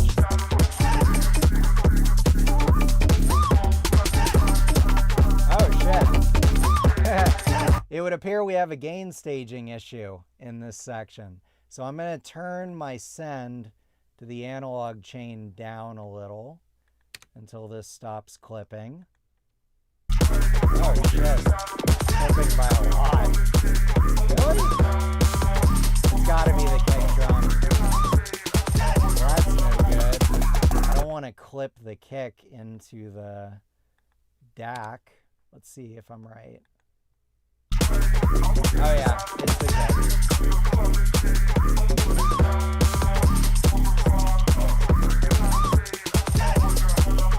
Oh, come on.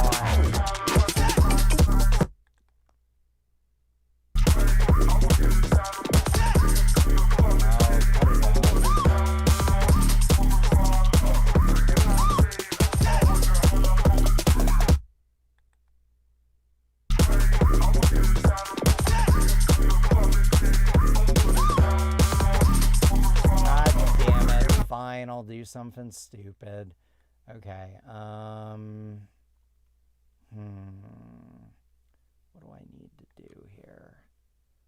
This is a weird situation. All right, you got me stuck for a second. You stumped me on this one. I gotta figure this shit out real quick. How the hell do I get that thing to not go that aggro but make the kick that loud specifically in that section?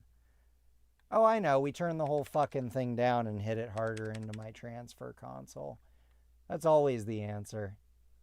Let's turn this down by like 3 dB here and see if it's still pissed off.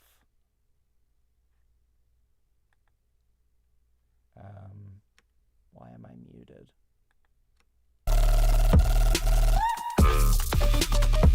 Cool. And here. Still. God damn it.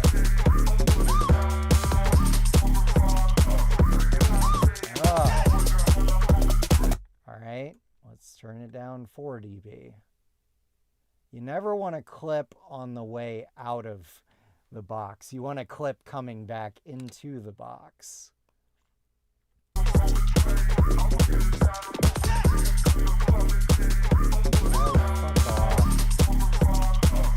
Making me give all my punch away and shit.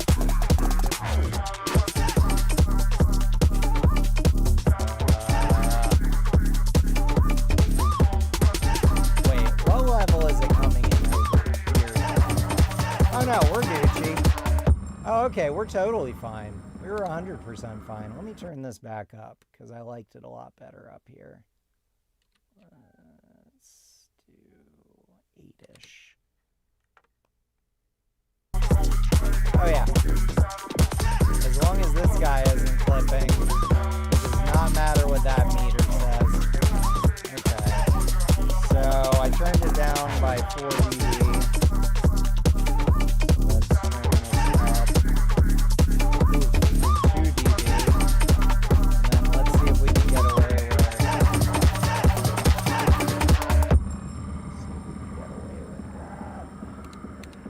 This clip.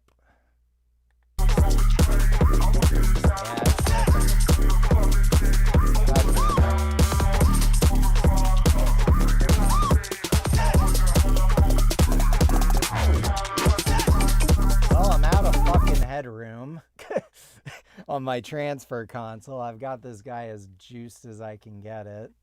So I guess I have to concede a little punch in my kick here. Oh well.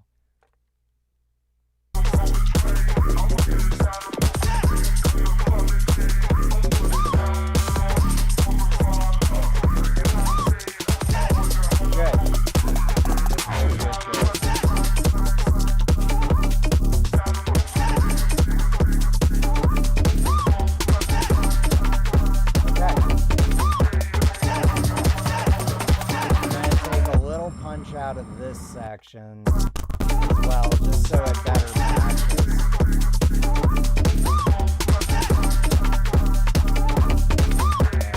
Compare that to here.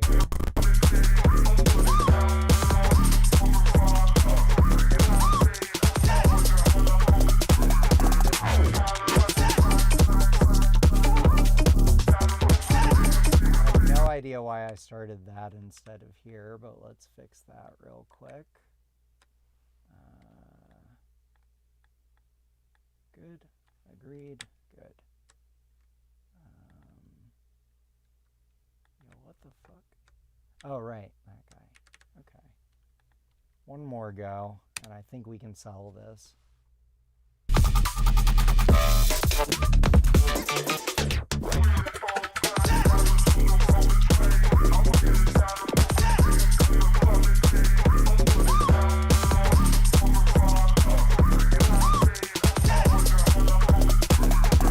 Just a little bit more punch out of this if I can get away with it. Oh, I totally can. Nowhere close. Oh, beautiful.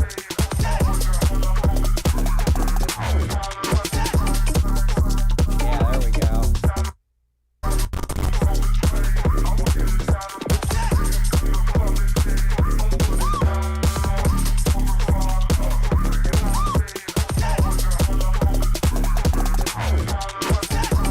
I'll let you know, though, you can clip your DAC a little as a treat.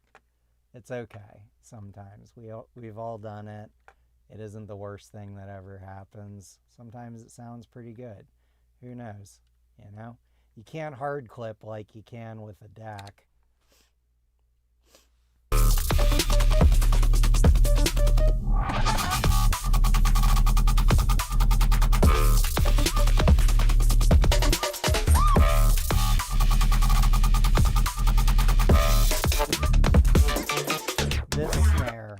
This snare pisses me off.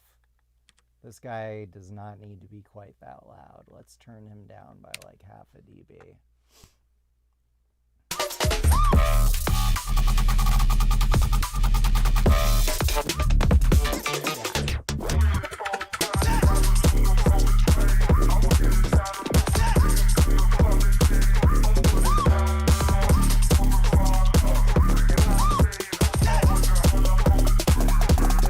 Check our intro out, make sure we like that, and then I think we might be done here. Assuming nothing untoward happens here. Oh no, I like that. Well, y'all, I think we got a master here. Here's your mix.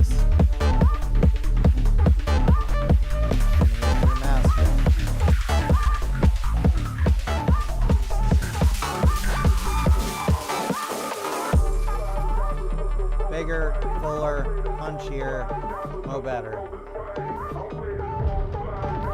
Anybody got questions for me? I think this one's cooked. I'm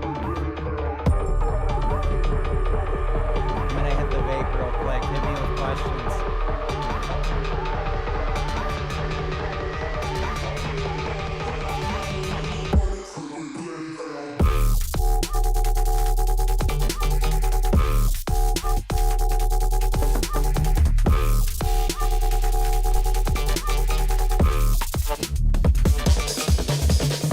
Sorry I did everything with multiplicity. I didn't mean to. It just kind of keeps happening that way for some reason. It's a really powerful plugin. No questions? I did that good? Everybody left hours ago. I took too long. Yeah, actually, one of my assistant engineers really likes standard clip at 25%. He favors it over Ash. I kind of like Ash, as long as you do the symmetric, filters before and after, because that way you can push a lot more bass into it before you lose your punch and before it just starts sounding shitty. Well, I don't know. Was the loudness target super high? Ben, where am I in relation to your standard? I haven't listened to one of your masters in a little while. Did I hit the mark? Did I surpass the mark? Am I under the mark? Do I need to make it louder for you? You're the client here in this hypothetical situation, so you let me know. I don't know. Like, I don't think about it in terms of like -5. Okay. Well, that explains why those sections were different levels than each other. But hell, if you want louder, I can give you louder. It's just going to cost you some kick in doing so. You can always trade that off for louder. I just don't like having to do that. I like making it as loud as I can while it still feels like the kick is super punchy. I don't like giving that up in anything I'm doing at this point. I'd rather keep it punchy. And most of my clients are happy with how loud it comes out. I can't recall the last time I had somebody say it wasn't loud enough. If anything, sometimes they have me turn it down a little, which I love to do, at any opportunity. I'm not a loud guy per se. I just kind of know what the expectations of this song are based on, the way it's arranged and the way it's composed and sound designed. Like, you don't put that much noise-based sound design on something if you don't intend it to go loud, because that's, kind of a big reason to do noise-based sound design, is so that, it can hide all of that distortion that you're incurring with the clipper and the limiter. I've got my direct level down by 5.5 dB. Let me play how loud this actually is at full level, so you can see, you can hear how loud it is in relation to whatever else. Here's it at full scale.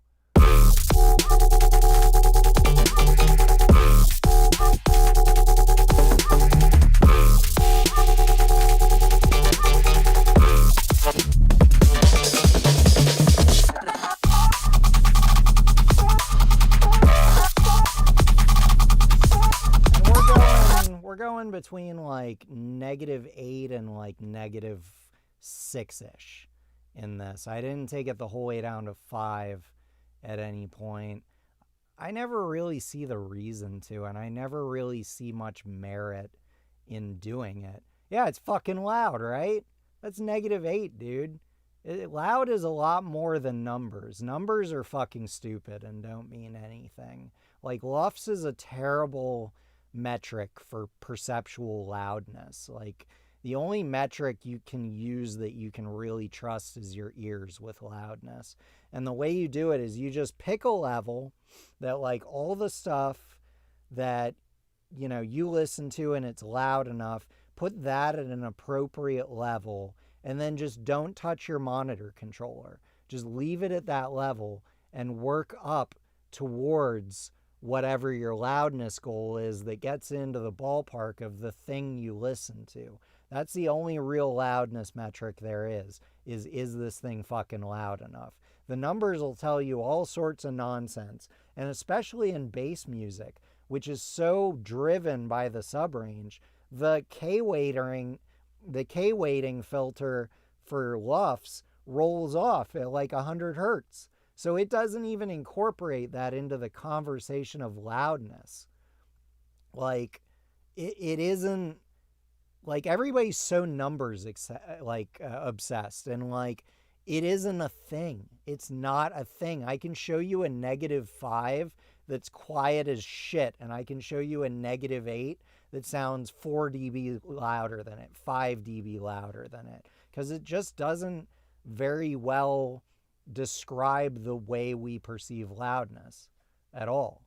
And no, there isn't like a minimum LUFS. Like, I don't like going below like -7 integrated. Like, I can't think of any good reason to go that low, because you can get it loud before then. Like, if you're hitting like -5, to me that speaks to a tonal imbalance that needs rectified.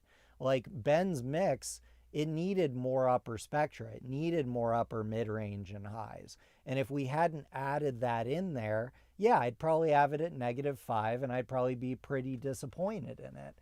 The thing that gives us perceptual level our hearing is split up into 21 filter banks that are called critical bands. And basically, you can think of it like the same way that perceptual coders work, where it divides up the total bandwidth into buckets that represent small frequency ranges, right? The way our brain attributes loudness is based entirely around how full all of those critical bands are. If every critical band is hitting your threshold, it's as loud as it can be. My only LUFS meter's on the desk. I don't, yeah, I could throw span on. Here, that way you get a meter too for what that's worth. Here's what we're looking at here. There is a LUFS meter here, right? Oh, god damn it. No LUFS meter. Well, we got RMS, but that isn't going to get you too far. Let me see if I got a LUFS meter around here somewhere. Maybe, oh, I know what I can do. I can put another limitless instance in and just have it do nothing. Because I think that has, yeah, there's a LUFS meter built into here. Here you go. There's your LUFS meter. Oh, shit.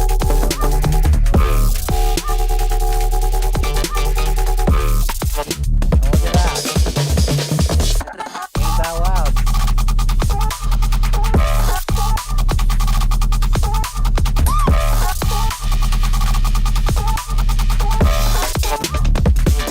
It doesn't have to be. It's all built around how loud is the sustain and how loud are the transients. If your master isn't aggressive enough and you're at like, you know, a very low dynamic range, try forcing some more snare transients into it.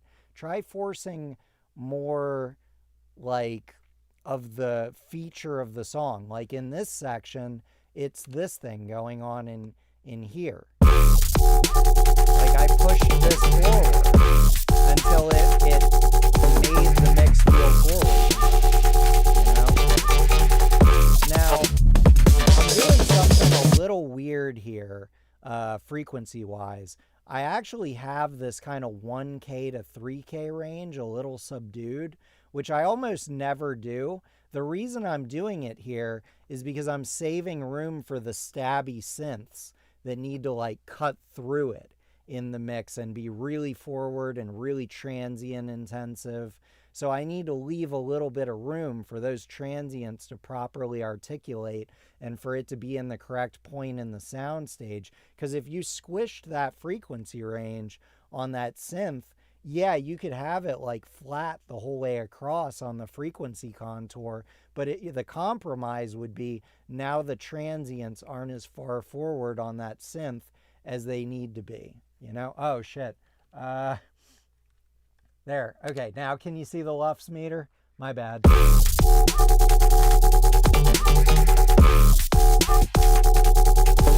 Actually, pretty goddamn dynamic, if you ask me. And like over here.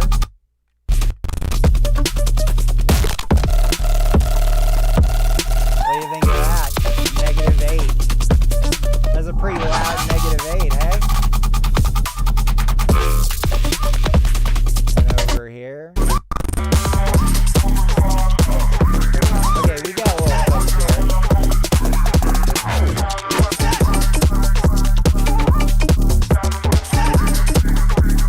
But as you can see, the LUFS meter has quite a bit of delta throughout this, even though all these sections are reasonably well leveled against each other. You can't trust this thing. This thing is not your friend. The only thing I use a LUFS meter for is to see if I'm squishing it too much and it isn't loud enough. The only thing I use this for is to ask myself, okay, is this loud enough to be -8 or does it need to be louder? And then I figure out a way to do that by moving the transients around, by shuffling the tone of the mix around, just by filling as many of those critical bands, having enough steady state information being forced into all of them across the bandwidth so that we're perceiving it as loud. It's actually got very little to do with dynamics at all, which is a funny little misconception that most of the industry has been laboring under. But, you know, what's the dB level in your studio you're usually monitoring? Shit, I don't know. Let me get the meter. Let's see.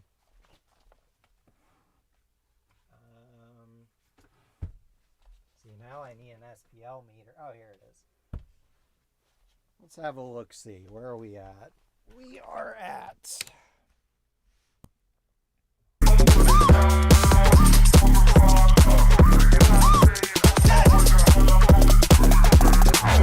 about 90. And that brings me to another point. I know a lot of guys that like mix and master quiet. I mean, you got to work around the limitations of your sound system. Because if you're on a pair of like active two-way speakers, odds are they're underpowered. And when you do turn it up, you're going to get into power compression from the amps, and also just driver compression and thermal compression on the drivers. So like, you can only turn your speakers up so much before they start compressing the signal, and then what you're hearing isn't linear with what's coming off your hard drive. But on the other hand, you need to know what your snare is going to do at level. Because the biggest flaw I hear master after master is people just make the transients of their snares too goddamn loud. I don't know why they do it. It never sounds good in the club. It always just like pokes your eardrum, and it's super annoying. And like, it doesn't have to sound like that for the snare to be good and forward and loud. Pay attention to the transients specifically of your snares. And like, that's why I monitor a little louder. I just happen to get this one super loud, but, you know, our shit is built for systems. It's built for the club, you know? So like, you need to take on some of that perspective. Obviously, don't have your monitors going at 115 dB C, but like, you know, split the difference to some degree, because when the level comes up, your Fletcher-Munson contours are going to shift, and now your snare is going to be too far forward. And I hear it again and again and again. And like, it doesn't have to be like that. You don't have to do it like that. I've heard plenty of good masters where the snares don't poke and they're plenty aggressive. And I got to hand it to Ben. He did a pretty good job on handling the transients of the snares throughout this. Yes, I did a little bit of adjustment as I went, but they were pretty well in hand. I've had to do way worse in the past. So like, pay attention to the transients of your snares. Not every sound system is going to express them as well as mine does. That's one of the things I really like about my PMCs, is not only can I take them up to club level if I feel like it, just to check out what it's like up there, and I still have headroom on these speakers. It's no problem. They don't break a sweat, you know? You don't have that situation, but like, try it out at louder levels just to make sure that that snare isn't creeping up too much in level as you do that. Because you aren't going to get as much power compression on the tweeter as you will on the low driver. And on a two-way, the business end of that snare is going to be coming out of the tweeter. So like, try it a little louder. Check that out before you commit on a master, because that may change the story quite a bit in the conversation of bass music, you know? Oh, with the Lurar trick, I use it from time to time. The thing is, like, at this point, I'm not that cynical that I want to make the streaming level louder by any means necessary. Having to change the macro dynamics of your, what's good, Shane? Having to change the macro dynamics of different sections of your song in order to cheat a little bit more streaming loudness. Like, I'll do it if it's close to where I'm at, but if it's nowhere close, I'm not going to fuck up my master just to make it a little louder on streaming. The trick that our friend is talking about here is this lovely plugin that my friend made called Lurar. And what it does, well, let me give you a little backstory first. With Luff's measurement, the way that it works, it has a blacking function where if the dynamic goes below a certain level, it stops measuring it. So like, if you can get your level as close to where it stops measuring it, but not past it, it'll average those lower level sections like breakdowns into the measurement. And because you're averaging lower level sections of the music into the overall LUFS measurement, the integrated, it makes your overall LUFS level a little lower, even though it's louder than it is. It's a nice, cheap little trick you can pull. Let's see, do I have this split up? Yeah, so like, let's take this section, for instance, here. This thing will illuminate when it's below the threshold for measurement here. So like, so we're below the threshold, now we're above it. Okay, so I know that this section is being averaged in. Everything other than this little bit in here. So if I was like super cynical and I just wanted to make like the loudest master for streaming possible, I would do, I would do something like this. And I would bring this up so that more of this little chunk is being averaged in. Let's see if it worked. Yeah, see, we aren't gating. Now we are.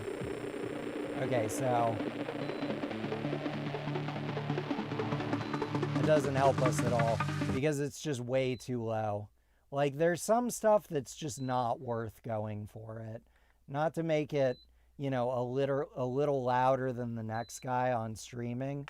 But if you are cynical, oh shit. Did I just close Reaper? What did I just do? Am I an idiot? Did Reaper just crash? Wow, Reaper just crashed. Incredibly rare Reaper crash sighting. That's cool. But hey, on that note, my projector's overheating. And, yep, Shane knows what that beep means. My projector runs in a silent box that I designed to keep the ambient noise floor in here around 25 dBA. But I have to let it cool down occasionally so I don't burn out the bulb. Well, the laser, as it were. But I guess I'm going to get out of here on that note. I hope you guys learned something. Hope you had some fun. My name's Matt. My studio is Hacienda. Hit me/us up. If you're in the market for an additional education service in your life, I do a weekly on synthesis, doing shit like this basically every week. Yeah, that's all I got for y'all.